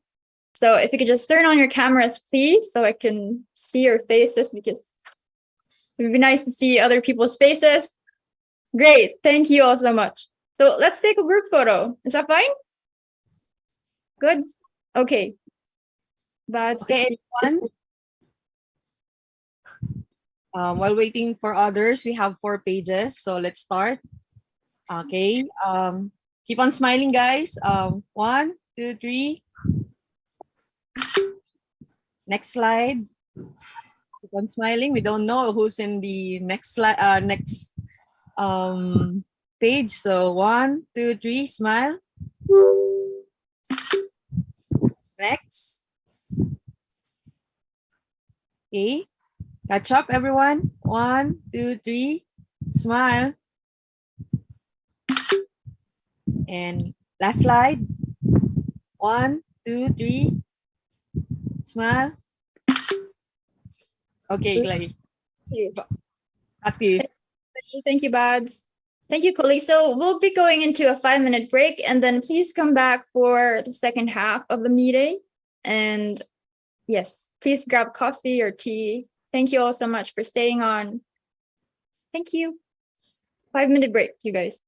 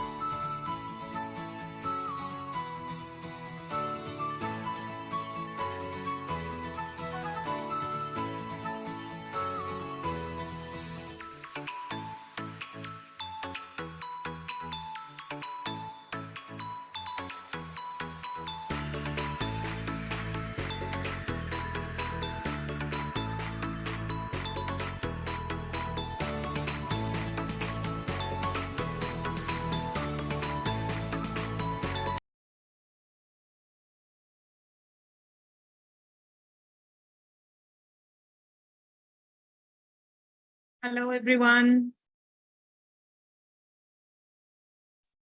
Hi. Hi, Susmita. Hi, Susmita. Hi. Hi, everyone. Thank you very much for coming back, and that too on time. Can we start, Lay? Is it? Okay. Thank you. Hello, Susmita ji. Hello. Hello, so thank you very much, everyone. And I think we are in the second half of this event, and we would like to talk more. And we have some wonderful speakers to share their experiences and their suggestions and advices on this particular issue. In the first half, we heard on global and regional perspective of decolonizing of education financing. And I would like to bring up what Ali said is like the face of colonizing has changed. Now corporates are the new colonizers. And I think this is the time when we need to really come together and see how we are going to face this, especially when around the world, the civil societies are being pushed back. So what will be our role? What strategically we can place ourselves? So while we have heard about these, then let us now move on to some very good presentations from our colleagues who are going to share some of the country contexts and experiences. So I would like to start with the country context and experience of Sri Lanka, which will be shared by our colleague from Sri Lanka, Kamal Herat, who is the member of the CED Board of Directors, and currently he is working at Save the Children. He has been working for CED as an education consultant and resource person since 2004. And during this period, he has been involved in planning implementation of the awareness raising, capacity building, developing education materials, targeting different segments of the communities, and also working closely with the Ministry of Education and relevant other stakeholders to promote quality education. CED Sri Lanka, which is a member of ASPBAE, is involved in research studies and policy dialogues in order to promote SDG 4 in Sri Lanka through meaningful citizens' participation. So may I now request Kamal, would you like to share your screen, or we can do it if you have a presentation? Please share the screen from your end. Okay. Okay. Right. Thank you. Good afternoon, all of you. I think that after having global and regional level perspectives on this matter, surely that now we are going to have some sort of detailed discussion about the country-specific issues. Originally, actually, that our Shanta Kulatunga, my colleagues, was ready to present this, made this presentation, but unfortunately, he had to attend some urgent personal matter. Therefore, on behalf of Shanta, I am making this presentation. Please move. If you think about the Sri Lanka, I think everybody have heard about our beautiful country, that we are having overall 22 million population at the moment. And also that out of 22 million, we are having a 4.2 million students populations who are following the formal education setup from grade 1 to the university. And also that in this period, actually that our inflation rate is highly increased. It is around 33.6. This is the first time we having this type of situation in the country. And also that our GDP growth also that 7.8 is a huge 7.8 is a huge decrease in this period. And also that population below poverty line also increase, actually that it has gone to 25%, right? Actually that for this situation, actually there are a lot of causal factors. One is that COVID-19 situation actually that directly affected, and also that due to the government policies and some sort of wrong decisions, actually that we had lack of foreign reserves, and also that we have taken a lot of loan for the infrastructure based projects. Then actually our debit rate also highly increased. And also that the government actually that without having a proper evidence, so proper justification, actually they try to go for the carbonic agriculture, and actually there was some sort of fertilizer banding, and it actually that create a huge impact of the inflation, because a lot of agriculture based production actually prices highly increased. Sri Lanka is agriculture based production country. It was a really bad situation. And also that due to this situation, actually that Sri Lanka defaulted its loan payment from 2022, actually that we had some sort of negative impact on this international community as well. Then actually that we applied for a IMF support to recover this situation in 2022. July we applied, and also now actually 2023 March we received the first installment. Actually that we are trying our best to overcome this situation.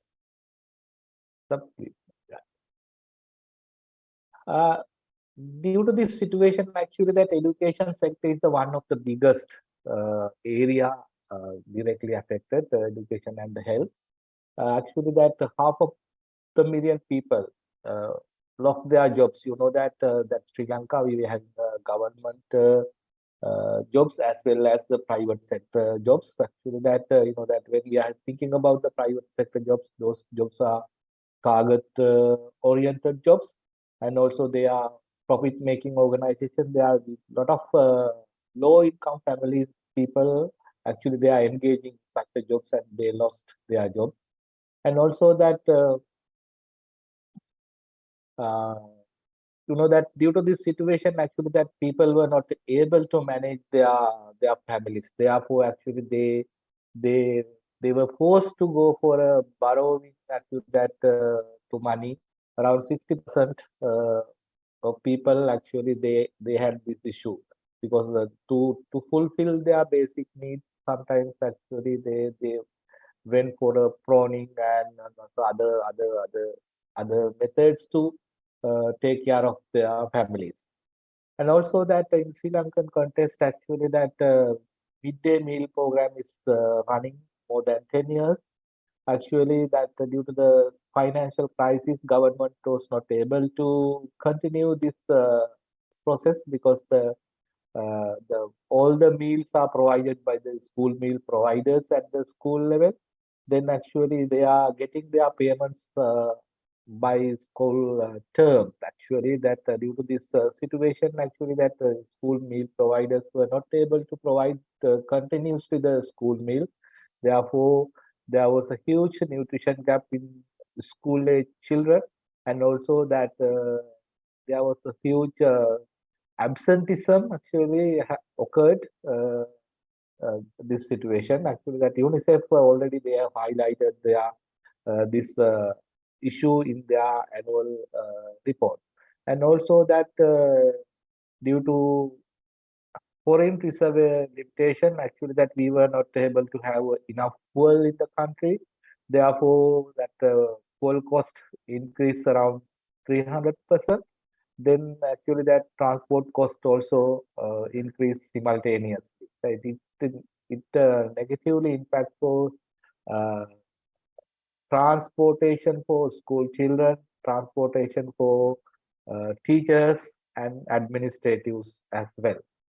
And also that due to the scarcity of the stationery items, basic stationery items, actually that stationery prices also rapidly increased last couple of years. Actually that parents were not able to purchase basic required stationery items for their students to start the formal education.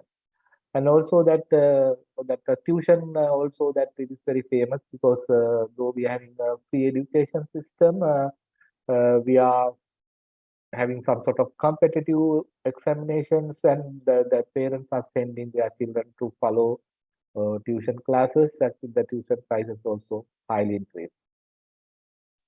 Please move to this slide.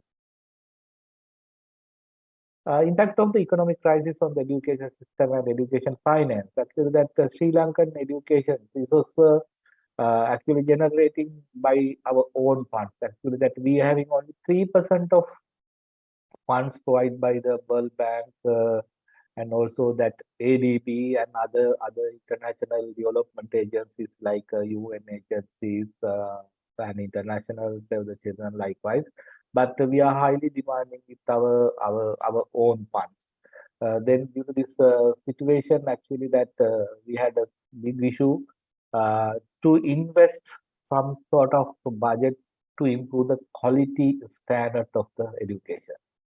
And also that allocation for the education from the GDP is actually the 2.6. Actually, that as a civil society organizations, we are trying our best to increase at least this percentage till 4.6, but still it remains as a 2.6. Actually, that budget allocation decreased from 2019. 19, if we think about the figures, actually, the Sri Lankan, which are billions, only 540 billions in 2023 budget. But in this budget also, you know that we have to take care of huge amount of budget of this portion to pay the teacher salaries, for the administration, such a things actually that we having a very less amount to invest for quality education aspects.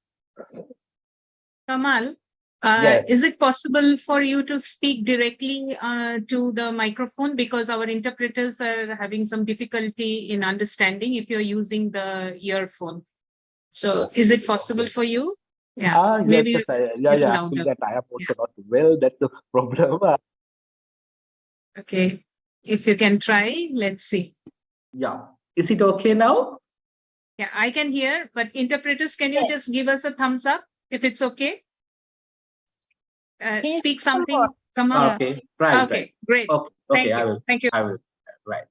And also that, as I mentioned earlier, with the IMS funding, actually that where everybody knows that with the IMS funding, there are some sort of other regulations also coming. Then actually that government had to take a lot of actions based on their suggestions. Actually that taxation highly increased, because you know that the professional people actually they were taxed under this recommendation, actually directly affected, especially that payee tax increase huge amount, actually that some people paying a lot of their monthly earning, especially for professionals like university lecturers, engineers, like people. Then actually it, due to this situation, actually that it directly affect to brain drain, actually that lot of people they have decided to leave the country. Actually that is a huge bad result occurred due to this financial crisis. And also that to recover the situation, actually that government increased the VAT. Then actually that commodity prices also seriously increase. And also that, as I mentioned, that the lot of people they have a lot of professional people, academically qualified people, actually they have decided to leave the country. It is the big issue at the moment, Sri Lanka. Please go to the next. Then actually that as a civil society organization that we are working in the country, and also that we are highly recognized by the Ministry of Education. Then actually that we have taken our own initiative to address these issues. The Sri Lanka, actually that for a teacher we having a teacher union, we having a university associations. Likewise, there are some sort of professional bodies. Then actually that we have discussed in written format, and also that by meeting them, we have negotiated with them to take their decision back by thinking sustainability of Sri Lankan education system, and also the sustainability of the own programs. Actually, that we are advocating, we are lobbying them to take their decisions backwards. And also that we had some advocacy campaigns to national level, to provincial levels, that having to to support our children's education, to reduce some sort of prices, especially tuition class prices, and also that we having regular suppliers for stationery items, recognize regular suppliers for the stationery items. Then we have lobby them to take their initiative to rethink by maintaining their industries, how we can support to our children. And also that we have done a lot of parenting capacity building programs to capacitate our parents and caregivers to see the alternative education platform to fulfill children's education under the low cost. Those things already we have started based on our capacity. Next, please.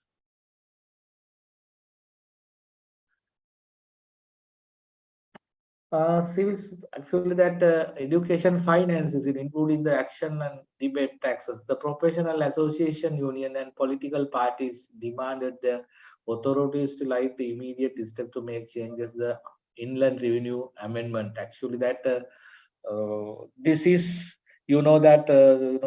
these things are not easy things. Actually some taxation policies coming from the central bank, and also that in the revenue departments, actually that we have done some sort of discussions, and we have made some sort of request from our side to review the newly introduced acts. And also that brain drain, which also that it's a big issue, that if you think about the education ministry, most of the senior people, they have left the education system. And also that the top of that, actually that the ministry has introduced the new retirement policy as well. Now earlier our senior people, they had the chance to work in their education sector around 63 years. Now they reduced that retirement period to 60. Then retirement is mandatory. They are not allowed to have extension. Now that we don't have any, most of the senior people we left. In Sri Lanka, we having a 9 provinces.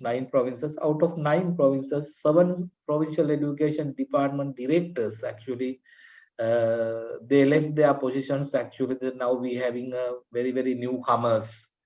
And also that that is one of the issue. And also that if you think about the doctors in some who have some remote hospital doctors, some sections already they have closed due to the lack of professional doctors, and also due to lack of some sort of essential medicines. It has occurred a huge disaster for the country. And also that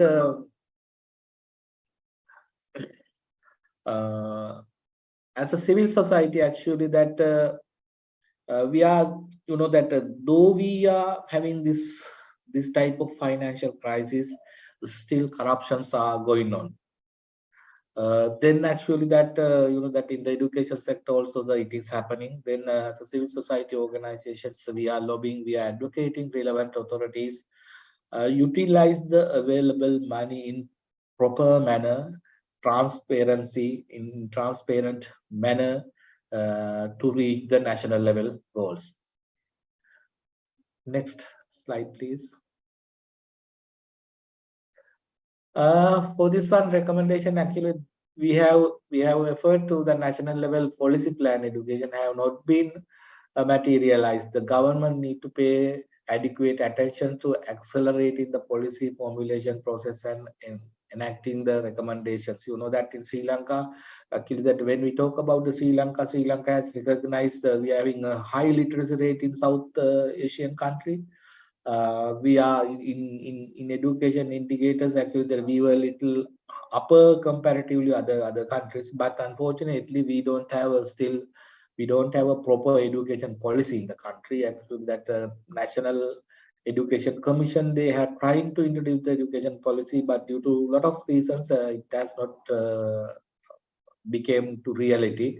Those things actually that we are pushing them to speed up those things, and also that budget allocation also actually that reduce, and we are continuously negotiating with the ministry, that especially financing, and also that we have done advocacy program, the parliamentarians, to give some sort of evidences.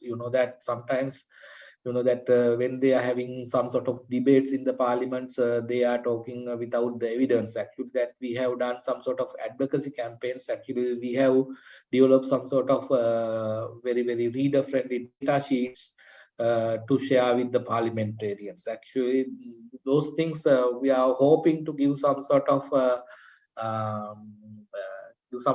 insight in the education sector, and also that when they are having discussions, negotiation in the parliament, actually we believe those informations would help them to reach their idea.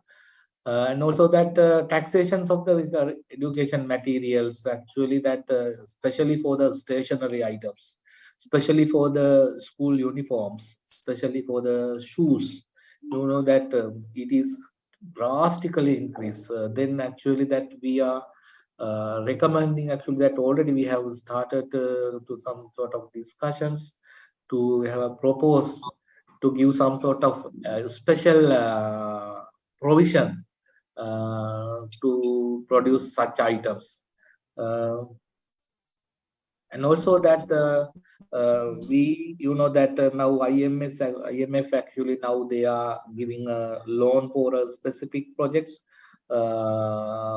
We are not allowed to have some sort of portion for the education or health sector interventions, but actually that there are some other grant opportunities. Then we are advocating, and we are recommending to the Ministry of Education to go for those available fund source and give education sector priority. Next one, please. And also that that if we think about the ministry level, actually that our monitoring and evaluation mechanism is so weak. Then actually that we are recommended to extend the existing monitoring mechanism, because we don't have a mechanism for a lesson learned. Actually, that we don't have a learning agenda in the ministry. Those things need to be strengthened to make the country success. Those are the recommendations we have already made for the Ministry of Education. And also that giving some sort of strong space for a meaningful civil society engagement. When they are making the policy documents, they are giving some sort of space to submit our new proposals. But when they're taking some sort of decisions, crucial decisions, sometimes they do not having a proper meaningful civil society consultation. Actually, we encourage and we recommend, actually, that already we have started some work to lobby the government, do some sort of space, especially when we think about the SDG 4, especially SDG goals, especially SDG 4, actually that we are as a CD Sri Lanka, actually that we are highly involving to develop that reports as well with the other partners. And also that that when we think about the education sector, ministry also depending on the traditional partners. Actually, they are trying to find funds or the resources with the traditional stakeholders, but we have to take some decisions to go beyond that. Otherwise, actually, that we won't be address this existing country issue. Therefore, we recommend to government to go for additional new partners. And also that there are some sort of duplications, that due to lack of the monitoring mechanism in the ministry itself, provinces, line ministries, both, then actually there are some sort of financial duplications. Sometimes we having a UN agencies, we having international NGOs, due to their lack of their monitoring mechanism, there are some sort of duplications occurred. Sometimes the government also investing the same area that other local NGOs working, the international NGOs working. Those things actually that we are recommending to ministry to minimize the duplications as much possible. Next one, please. Next slide, please.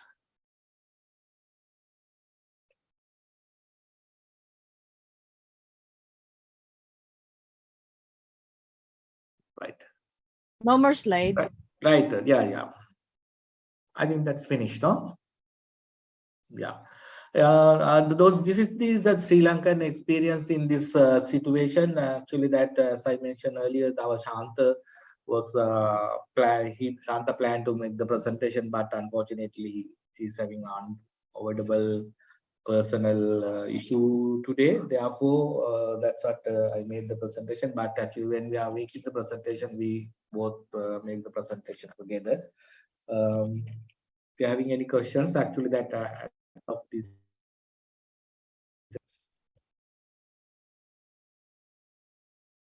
Thank you very much, Kamal, and thank you for sharing the presentation. And I think you talked about some of the issues which not only Sri Lanka, but most of the countries are facing post-COVID, which made it worse. So we were already facing some of those issues, and COVID made it worse. And in case of Sri Lanka, we know the economic crisis had much more worse impact on the overall, all the development sectors, including education. But thank you how CED is trying to work and address those issues and work together with other organizations, with new partners. So thank you, Kamal. I think you can stay here for some time because we have an open forum a little later after two more presentations. Right. Thank you.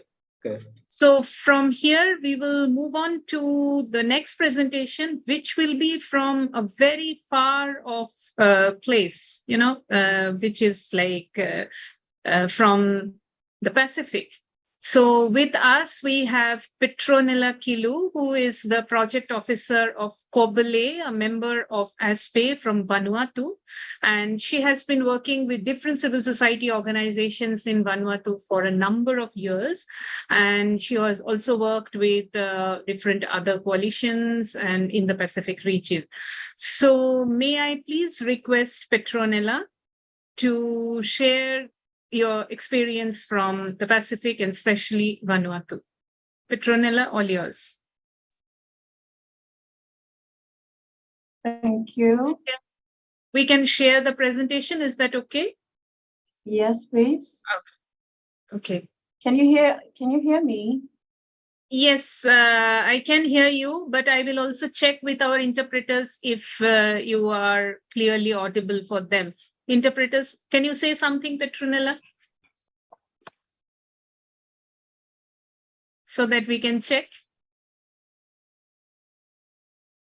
Maybe a hello.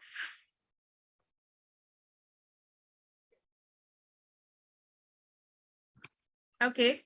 I can hear well in Australia, if that helps. Okay.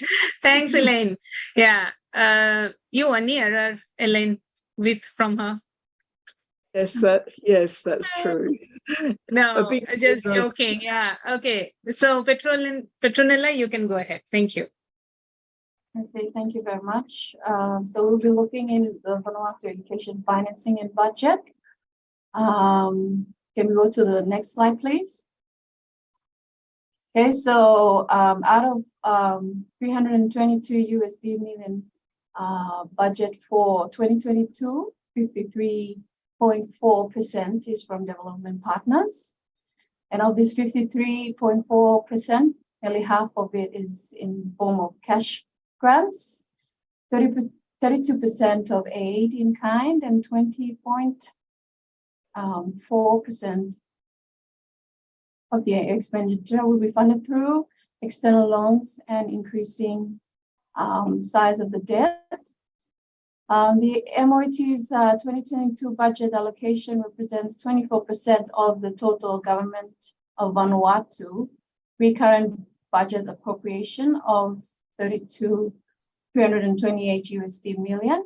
This is the highest proportion of the total government budget in recent years towards MOET, the Ministry of Education and Training, compared with 22.5% in 2021.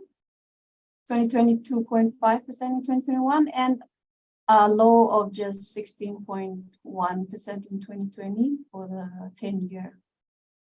The proportional higher allocation to MOET in 2022 reflects continued government commitment to the sector. Development partner allocations increase MOET's total 2022 appropriation by 23.7%. To the 97 USD million. Forward estimates for the next 4 years show no growth in the budget allocations for education in the coming 4 years. Considering factors such as inflation, likely salary increases, and the continuing increase in numbers of school-age children, this is an urgent signal to government to look again to future budget projections. Can we go to the next slide?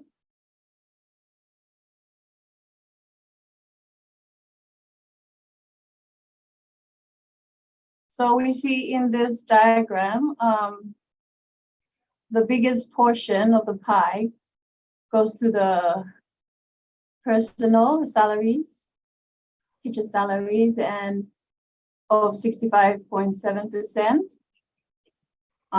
Other goods and services are 3.7%.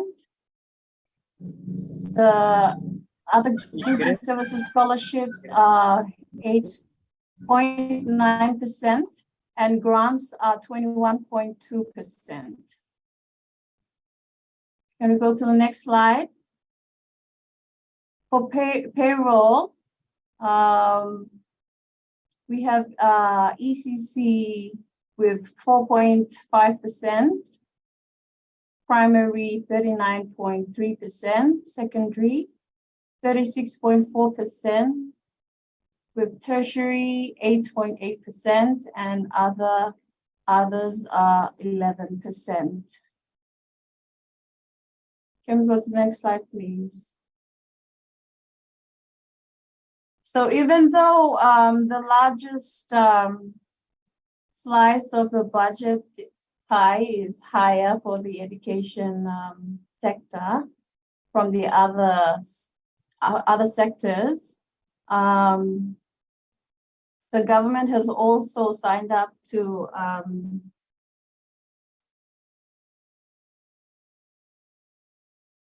the government of Vanuatu has also signed up to global education targets. However, the process towards the targets is slow.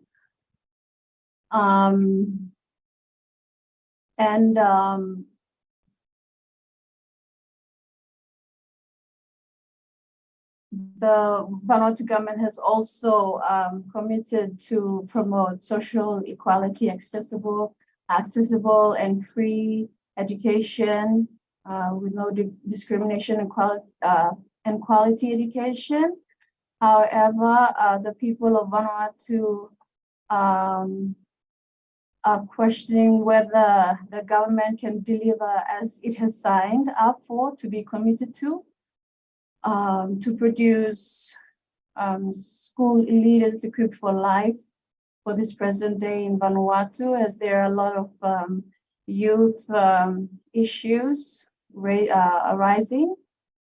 And there are also other challenges such as a shortage of teachers, even though they have the big portion of the pie for the personnel, but they're still short.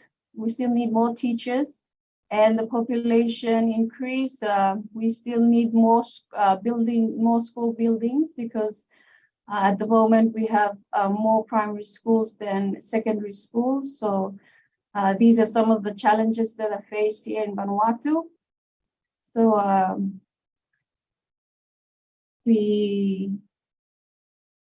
there's recommendation that probably we should have a complete review of the education system and decolonization of methods and objectives.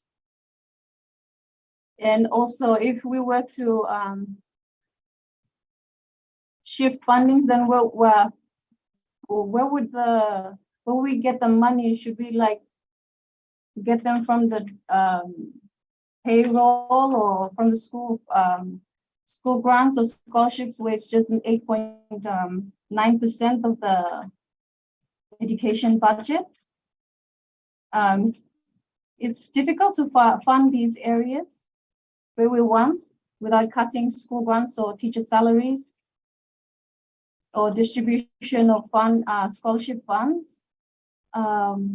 These are some of the challenges. If we want to put money for priority areas such as equity in education, disability, and to the gender. Yes, it is some of the challenges that we face here in Vanuatu.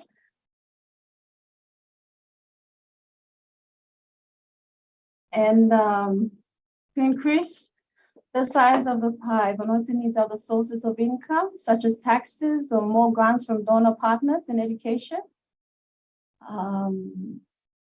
And tax will be, if we talked about tax here in Vanuatu, maybe it will be, especially for income tax, it's a new thing for Vanuatu. It would be a challenge for Vanuatu too. And yes, there's a danger of growing tendency to take loans to recover recurrent expenditure. 20.4% of the planned expenditure for 2022 is funded through external loans. Yes, so can we go to the next slide, please?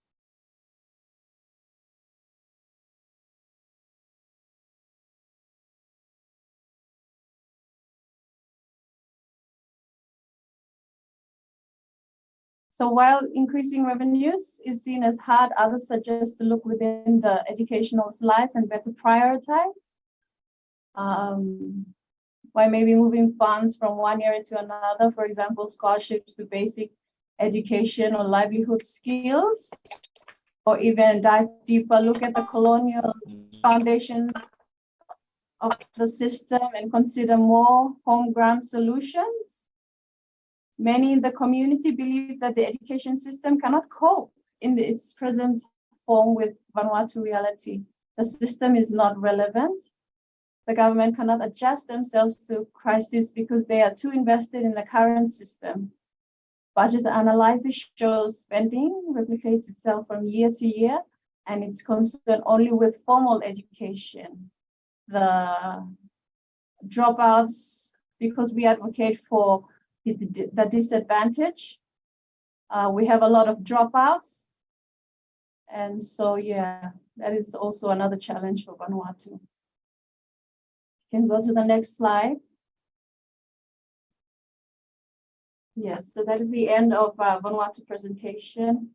Thank you. Thank you very much, Petronella. And it's really interesting to see that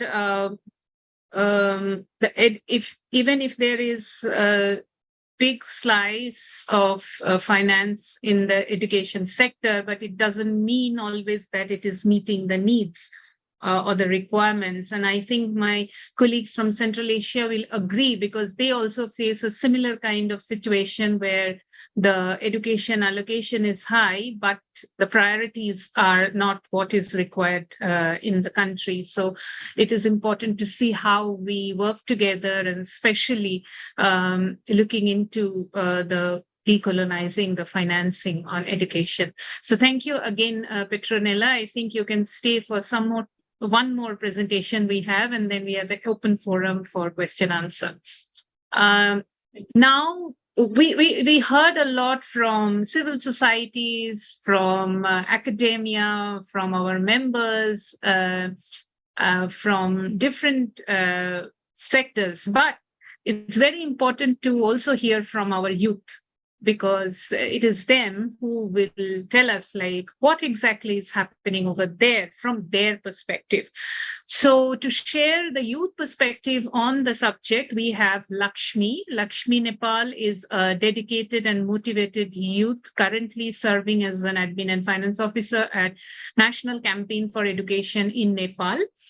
NC Nepal is a national network organization dedicated to promote quality education and advocating for the rights of the children in Nepal. Lakshmi holds a degree in finance, and her dedication to promote equitable and quality education in Nepal is evident through her work in the organization.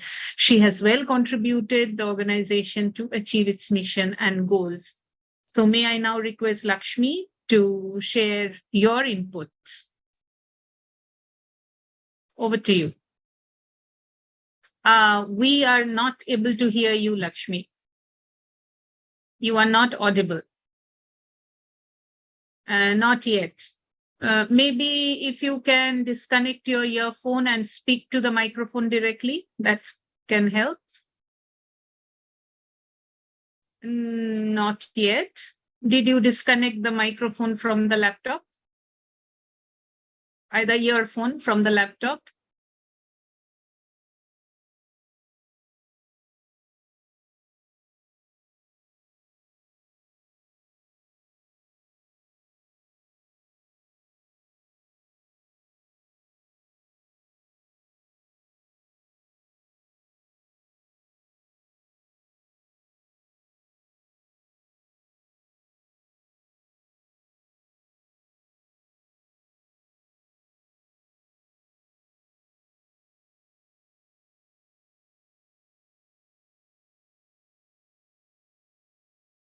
Are you able to hear us?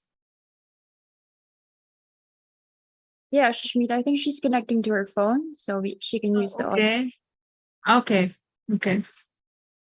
Susmita, can you hear me now? I can. Yeah, okay. So we see you in a different place and we hear you from a different one. Great. So maybe tech support, can you please share Lakshmi's presentation? Yeah, Lakshmi, please go ahead.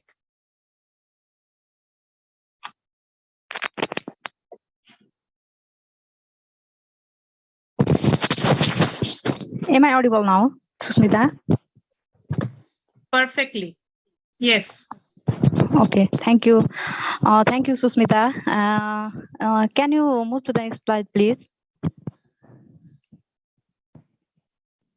Yeah, it's shared by Susmita. I work as an admin and finance officer in National Campaign for Education Nepal. NC Nepal is a network of more than 400 member organizations working so as to ensure the right to quality education for all in Nepal since 2003. Next slide, please. Yeah, I'll first like to share some about the educational context in the country context. Like if we looked at the retention rate up to the secondary level, class 12, then it's only 35.6%, and which shows that there is a high dropout rate and limited use are seen in the access to quality education. And likewise, the literacy rate for individual aged 50 years above is only 71.2%.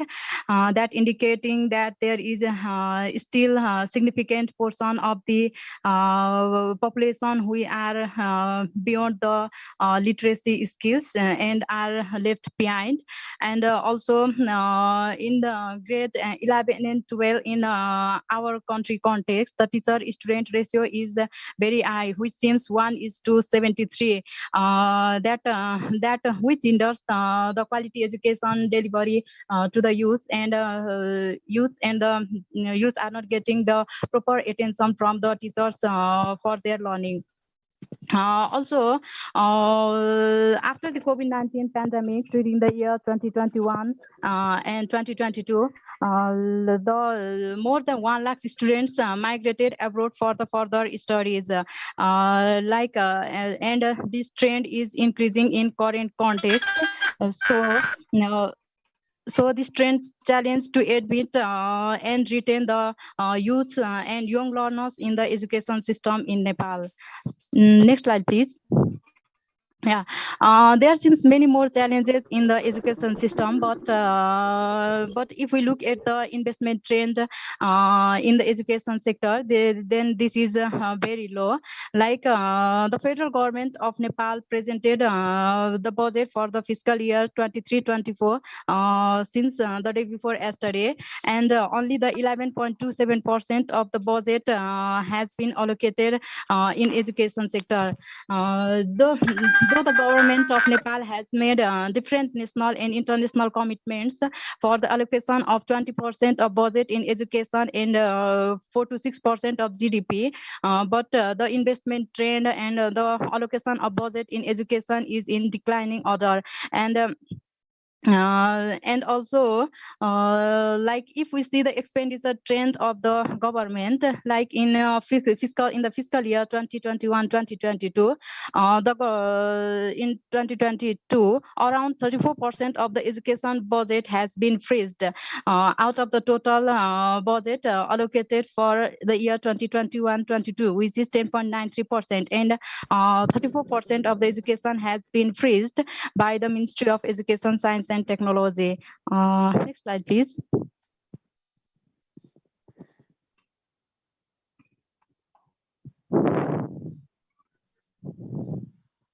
Yeah, there seems many challenges in the education system of Nepal, and also there is low investment and also freezing budget, which causes many more challenges in the learning of many more children and youth. Like the first I like to share is the lack of vocational, educational and skill trainings. Like many young people face limited opportunities for vocational and education and skill training, which is hindering their ability to find better employment opportunities and for their career development in this competitive world.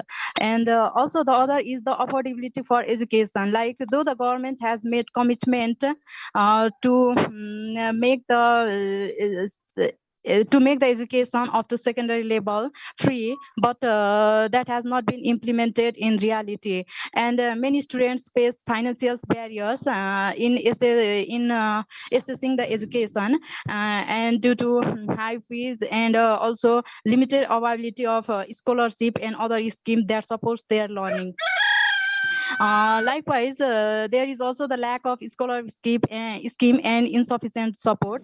The current availability of scholarship in education to the marginalized and vulnerable groups and the disadvantaged groups is very low, which is not sufficient for them to achieve the quality education and to attend the learning. And the lack of sufficient support mechanism further is increasing the challenges in their education attainment. And also after the pandemic and pandemic, the digital divide is presents a significant challenges in education system. Like many students, especially in marginalized communities, lack access to technology and digital platforms that hinders their ability to engage in online learning and take advantage of digital resources.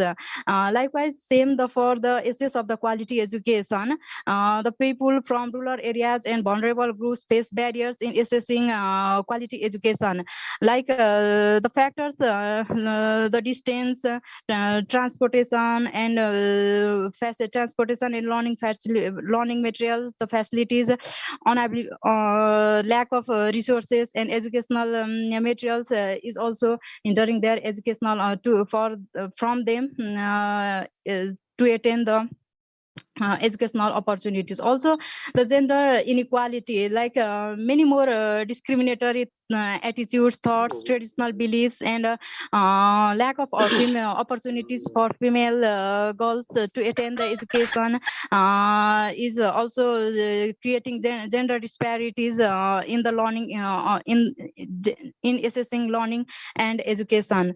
Likewise, the limited access to education, especially for marginalized and vulnerable communities, is also the major challenges for youth in attaining the learning opportunities. Also, the lack of gender and disabled friendly infrastructures and resources for learning is also increasing more dropout from the education to the young learners. And there is also very lack of there is also very low support to the youth, like many young people lack educate support systems to support their career path, and the limited guidance, limited counseling service, limited monitoring opportunities to them is hindering to make informed decisions and pursue in learning system. Next slide, please. So, as said earlier, NC Nepal since 2003 is working for the strengthening of the public education system in Nepal, and youth has been the major one of the advocacy wings who supports in the advocacy and campaigning activities. Like because NC believes that youth can bring the desirable change, and from the engagement with the youth, the different communities issues can be raised from the grassroots level, and also they will be able to intervene in the SDG4 for the attainment of the SDG4 and public education strengthening. So NC Nepal, since from its establishment, has been engaging with the youth in the advocacy and campaigning activities. Next slide, please. With the engagement of the youth, NC youth constituencies are capacitated in terms of doing advocacy and campaigning activities. They are aware on the contemporary issues of education, and also to conduct the youth action research in the community, in their community level, to find out the community level issues, so that they can make an intervention from their initiation and solve the issues. Also in the agenda of education, financing, taxation, the youth are being capacitated by NC Nepal, so that they can be aware on such issues and can lead the campaign in their communities level. Next slide, please. Also, likewise, the youth are the forefront for the solving community level issues. With the capacity enhancement to them, with the capacity enhancement of youth, they conduct different awareness and orientation programs in their community, and make an intervention for solving issues prevailing in their community, like menstrual hygiene, child marriage, dowry system. These are the issues found out by the youth through the youth action research, and they have also made an initiation to solve such community level issues in their community. Next slide, please.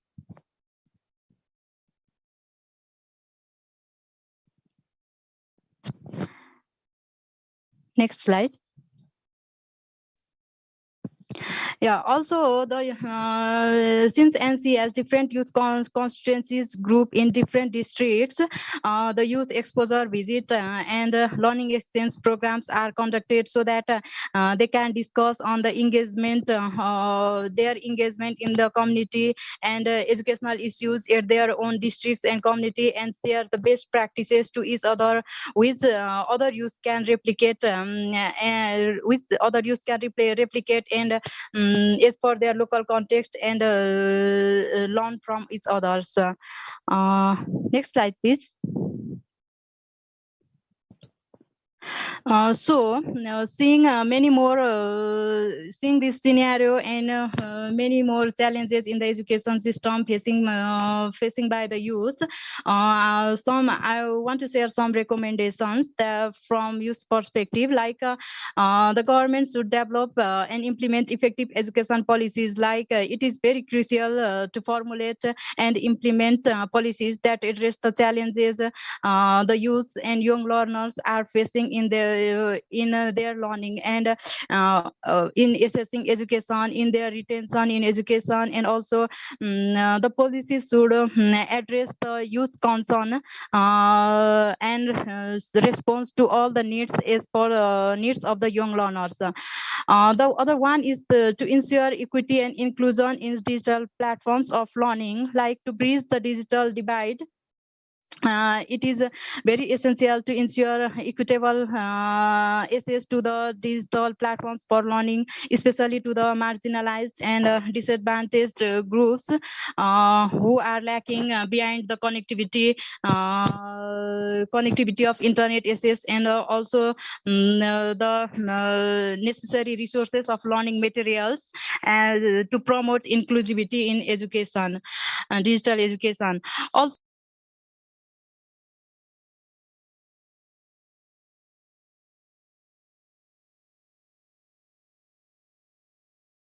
Hello, Lakshmi, are you there?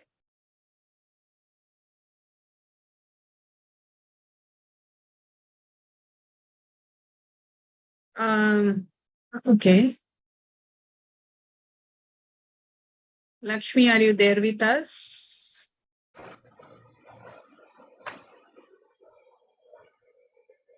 Okay, so I think we got we saw the recommendations, and thank you very much, Lakshmi, for sharing the youth perspective, and along with your recommendations where you very correctly talked about involving youth in decision-making process. I think the other one that we also need to focus is intergenerational dialogue, because that also is an opportunity to share our learning and learn from each other. So thank you very much, Lakshmi. It was an excellent presentation in spite of the challenges that you faced. So thank you again. Now I open for question and answer. I think there has been a very good discussion happening in the chat box, which I would go back. But before that, anybody who wants to raise a question or a comment, please raise your hand.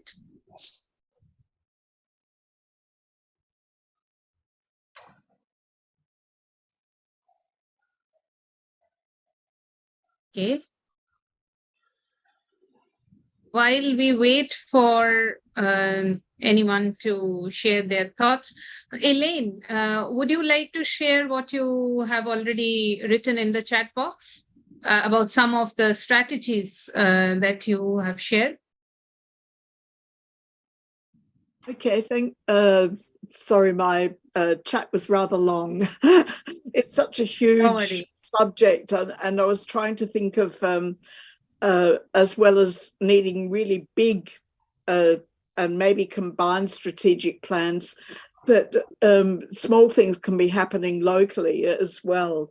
And one of the things that I've tried in Indigenous education here, and also in Papua New Guinea and other places I've worked, is pulling Indigenous knowledge into mainstream curriculum, particularly if we're using problem-based approaches. So in a way, you're kind of like teaching a dual stream, and then students can work out what's going on. It's quite a subtle but powerful way of decolonizing content and also raising otherwise things that are viable and get forgotten. I mean, we're having lots of debates here in Australia. Robbie indicated a little bit about it because through Reconciliation Week and The Voice, but we're now realising that our Indigenous peoples here have so much knowledge that's absolutely relevant and applicable to the 21st century about so many things. One that gets a lot of talk is burning, how to maintain country through careful guardianship by the use of fire instead of just going in and doing it. And also just, I know from the little bit I've seen about knowledge is about astronomy and foodways, and there's so much there. So it's not so much about putting money into Indigenous education, but it's about getting those local knowledges back into mainstream curriculum, even at a local level. That was one thing. The other thing I was thinking about was with the aid money, if there were enough countries to come together, particularly with Australia's focus on the Pacific at the moment, and also wanted to come together and to kind of put a really good strategic case for what was needed in education in a way that could start to address this colonisation of ODA, you know, we'd be happy to kind of like stand by, but it's whether it's done on a country by country basis or a more sub-regional basis, I don't know. So there are kind of like subtle ways. The other thing, and I'll stop talking now, that we're having kind of a deal of success with at the moment in the whole vet area to get much more adult and community education going is to use, Kira, who did an ASPBAE course with Anita many years ago, has been doing a lot of this very successfully with the Brotherhood of St. Lawrence, is collecting evidence through using co-design and place-based strategies for education and training, where you're pulling in local, whoever the local important people are, if it's about looking for work. So it might be in the industry, it might be the local councils, whoever it is, but then collecting the evidence and the research, parents and things like that, and then building programs around that, and then collecting the success. And there's been marked success, but it's, and then once the evidence base builds, then things are getting scaled up. Just some ideas for a very big problem. Yeah, thank you.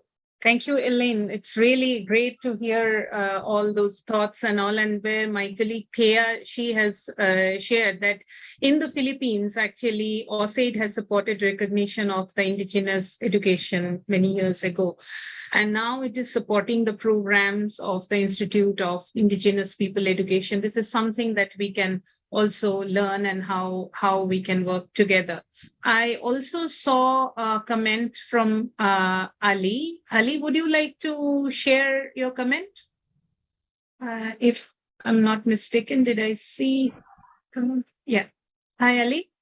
Yeah, so Smita, I was just saying that, you know, as an advocacy strategy, perhaps what we could do is to mobilize the political will. It has to come from the multilateral level, and I think we will need all the synergies that are being discussed as a strategy to be able to articulate this as part of a broader conceptualization of Goal 4 on education. Because if you look at the targets, you won't see much emphasis, you know, in terms of decolonial narratives as far as Goal 4 is concerned. So the conceptualization is quite narrow in that sense, and I think that will perhaps help in a way to ensure equitable financing for decolonial initiatives, you know, as to how we need to harmonize the indigenous with the scientific, for instance, and how to democratize the access. One, you know, thing that I'm still thinking is since we are so capitalized as a global community, that you have avenues for the modern education for people to seek and find employability opportunities. But I'm not sure how the indigenous wisdom will be put into practice in that sense. And how, although I'm absolutely not for the idea of commodification of knowledge systems at all, but there will have to be avenues, to create the niche for the government in that sense, and sort of a motivation also in economic and monetary terms as to whether how do we go about preserving the indigenous while also trying to mainstream its revival into our systems of thought and action. Thank you, Ali, and I fully agree, and I think most of us, we agree.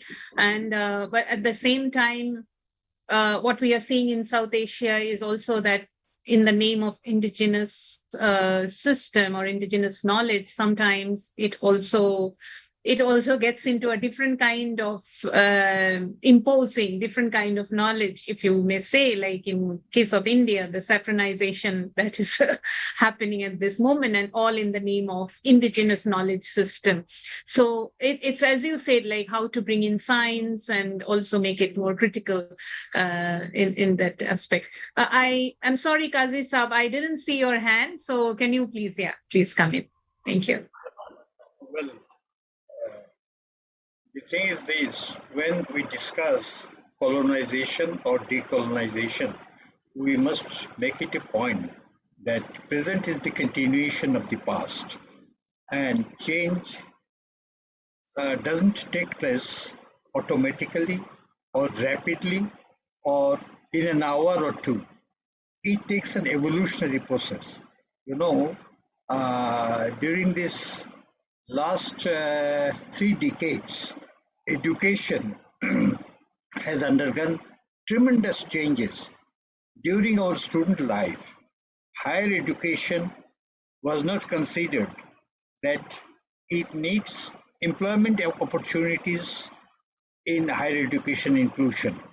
Now, the question of a link between the industry and the academia or education has come up. So we are to take note of all these changes. Well, we had 3 reports here. I very much remember about Sri Lanka. It really saddens me. I visited Sri Lanka in 1980 at the invitation of World Confederation of Organizations of the Teaching Profession. The late Horace Pereira, he introduced me with Aloysius Matthews, who is now, I think, retired recently. So we were very proud of Sri Lanka. It was excellent in education, and but what we just didn't mark that time correctly, that the linkage between secondary and post-secondary education,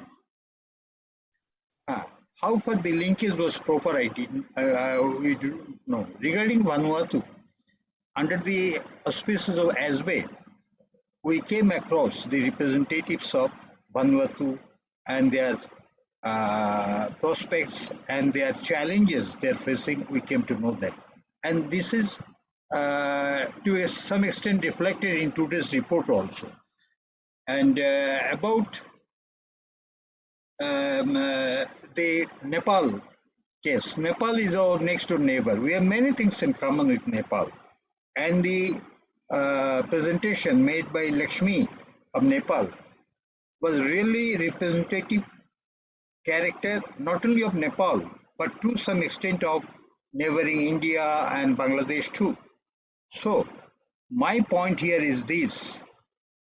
In today's discussion, what I find regarding Ali's point, first of all, I must say that we are to reflect truth, but we have to work on reality. Rather, we should face a stark reality. We cannot move beyond reality. So we have to make cautious steps and cautious statements. And I think today's educational problems lie mostly in 3 points. Number one, decentralization. Our education system in this subcontinent more or less are over centralized. We need decentralization. That's the need of the hour. Second, a few years back, as a member organization of ASPBAE, my organization, ISD Initiative for Human Development, we work for tax justice. Why? I had no idea about tax justice that way. When we were just shouting for more money for education, then we found the international literature and their experience that if we could help government in just increasing the revenue and with the place that collected revenue would be spent for education, including teachers. That was the thing. But I'm sorry, we couldn't make our community convinced, and we couldn't move very much further with that program. Now the question of this, crowdfunding. Question of crowdfunding has come. My point is this: people, very poor people, are also very eager to ensure the education of his or her child. They also want to contribute. In India, we know India has collected quite a good amount of money for educational purpose from mobile telephone and other things. I think steps like this in Bangladesh, more than 18 crores mobile telephones are there. Even illiterate people who cannot write, they also use mobile telephones. So I think financing of education, we should explore more possibilities, and not only from the central government but also from local government, which we used to have in India, which we have destroyed. Rather, we have over centralized financing of education. I think these are the points we should ponder, and I very much thank ASPBAE for this initiative today. I have learned many things, many new things. My idea has broadened. I am an aged man. I can't grasp everything. But I am confident of the youthful vigor of today's youth. They will change this world. They will change education. Thank you very much. Thank you very much, Kazi Saab, for your positive note. Really great. So did I see Enam's hand? Enam? Yeah, the point I wanted to make actually made by Kazi sir. So thank you, sir. So as I got that opportunity, I would like to share something else. I had an opportunity to meet the Nepali coalition celebrating Global Action Week. 2 days before, I was there and I saw the collective initiative of different actors, civil society actors raising voice. And one thing I saw there, they were meeting in a place like they call Mighty Gaur. Mighty Gaur means mother's birthplace. So my mother, where she born? So it was related to Nepal's Queen's mother's birthplace, and all the people come there to raise their critical issues. And I saw the duty bearers are coming and listening to the people. So that kind of accountability would like to see that not only allocating resource, but accountability around the education financing is very critical. As most of the countries, as been member, we belong to LDCs and many of them are graduating LDCs. So the resource management will be very difficult. We need to focus more on domestic resource mobilization in one hand.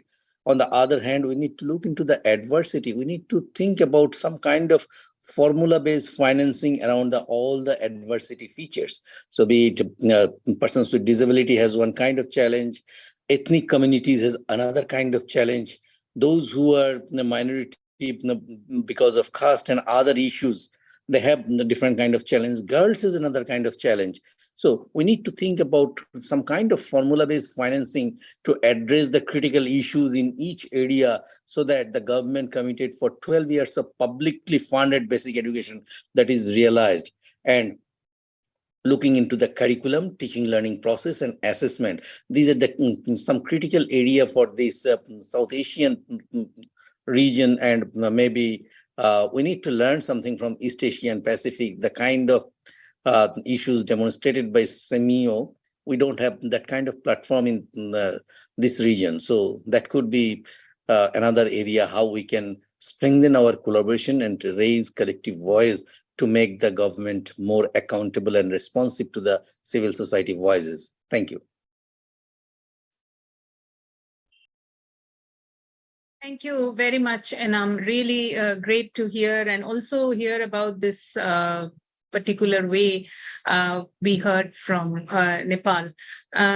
I see a comment. Elaine says, following the interesting and useful comment from Ali Jelani from SDG 4, I also think change might perhaps be able to be pushed via linking with some other SDGs. Yes. And the UN's transformative agenda. For example, the rapidity of change via climate change, clean energy, and now alternative intelligence. This is pushing massive change right across the board. So education will be vital. I think we have a rare moment in time for collaborative strategic action. Yes, absolutely, Elaine. And also, I think we know that the SDGs are not in silos, and we really need to link them together. I see Ubaid's hand, and we are at the fag end of today's event. Ubaid? Oh, yeah. Thank you, Susmita. I think this topic is very interesting, and also become a topic that we discuss in our country, especially in Indonesia context, because this topic related with the number of debt in our country. In our case, the amount of debt funds continue year by year rising, continue to rise. Debt ratio our country reach more than 40% of GDP in our country. So civil society think that debt,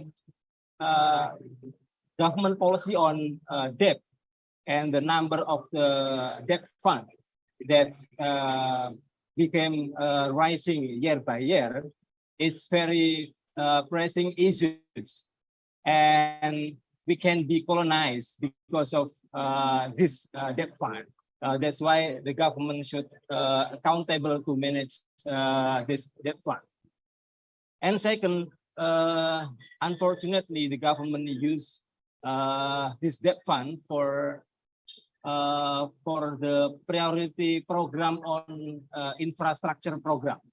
So they're using this debt fund to support the program of infrastructure, to building bridge, to building road, etc. The government not put the priority of debt, also part of that to support the education sector. That's why this year we discussed with the parliament. For example, we discussed with the parliament on the national level this topic about the debt and the allocate, how this debt fund is should be allocated. This is kind of the debate between the parliament and executive, ministries, and also president. And also another thing is the chief of political party. Chief of political party is also dominate to make a decision about this policy. For example, some of the member of parliament agree that education financing, it should be become the priority in the national level and also local level. But the legislative parliament member should be get approval from the chief of the political party. When the chief of political party agree with the idea, so the member of parliament, they cannot do what they want to do, because the relation between the member of parliament and the chief of the political party. So the member of the parliament should do what the chief of political party say. That's why become a dilemma. The debate between the legislative, executive, and also some leader and also some chief on political party level. That's kind of the debate on decolonize and also related with the debt and also the education sector, how we make the priority of the debt and also accountability process of debt fund for the education sector. Thank you. Thank you, Ubaid, for sharing Indonesia's situation and this conflict or this kind of situation where whatever the head of the political party says or instructs, the member of parliament have to follow that. I think we, all of us in the Asia Pacific, we have same experience and we have to work in that and strategize ourselves. So if there are no more questions or comments, I know it's a very good discussion already happening in the chat box. I don't want to read out all those again. May I please request Ram Gaire to share the closing remarks. Ram is the National Coordinator and Program Manager at National Campaign for Education Nepal. And he is also the Global Campaign for Education Board representative from the Asia Pacific. So over to you, Ram. Thank you, Susmita. Yeah, we are running behind the time, so it's really tough to summarize the session, but I will share some of the insight. Thank you very much for your outstanding moderation and more. Thank you, Lei, for your excellent moderations. Yes, today we are here to celebrate Global Action Week for Education. As mentioned by Robbie, so we are now Global Action Week celebrating 20 years. So civil society, we have been able to celebrate it and raise our agenda and create the momentum to ensure a public education system, a right to education, and ensure every child has a right to education. So thank you very much for this organizing this discussion and from hearing from the different speakers and different, participants' perspectives. So it's good to know that so we need to promote the local knowledge, local system that strengthen the national government mechanisms. So this year's Decolonizing Education Financing is mainly stressed on changing the power dynamics, changing the narrative that the national governments, they should sit in the driving seat. They should lead the national education reform agendas that most of these speakers, they highlighted and they also raised. And yes, aid is the important, but it should not supersede the national education reform. So national government, they should be able to reform their agenda. The aid should harmonize based on the local need, local context, and the local priorities. And it is certainly the demand driven. Today's we have lots of education system, lots of challenges because of the climate change, the crisis, and even the pandemic. And because of that, so aid to the education also, it has gone down. And even the national government, they have not been able to collect the sufficient revenues that support the education system. And also, most importantly, today also most of the speaker, even the participant, they highlighted that the privatizations, commercializations of education, this has been one of the challenges to ensure free public education. So it is the major challenges that civil society also need to tackle through the creative and innovative movement and campaign. And one of the aspect also here highlighted that national government, they need to, in overall context, it need to expand the tax to GDP ratios through the progressive tax reforms, and also reduce the illicit financial flows, and also ensure the tax justice and also support to education. And also that the national government, they should be able to negotiate for the debt, and also to international communities, they should cancel the debt to the countries, because most of the countries, mostly the underdeveloped countries, they need to pay high for the debt rather than the finance to education. So, these are some of the points that today's discussion highlighted, and I also got the insight from this. And maybe that what we agreed is that decolonizing is not possible if we do not collaborate together, and it is mostly important to deal with together, mostly the intersectionality and mostly the intersectoral collaborations. And also, as highlighted by the youth speakers today, is the intergenerational dialogue. This also helps to promote, enhance the financing system.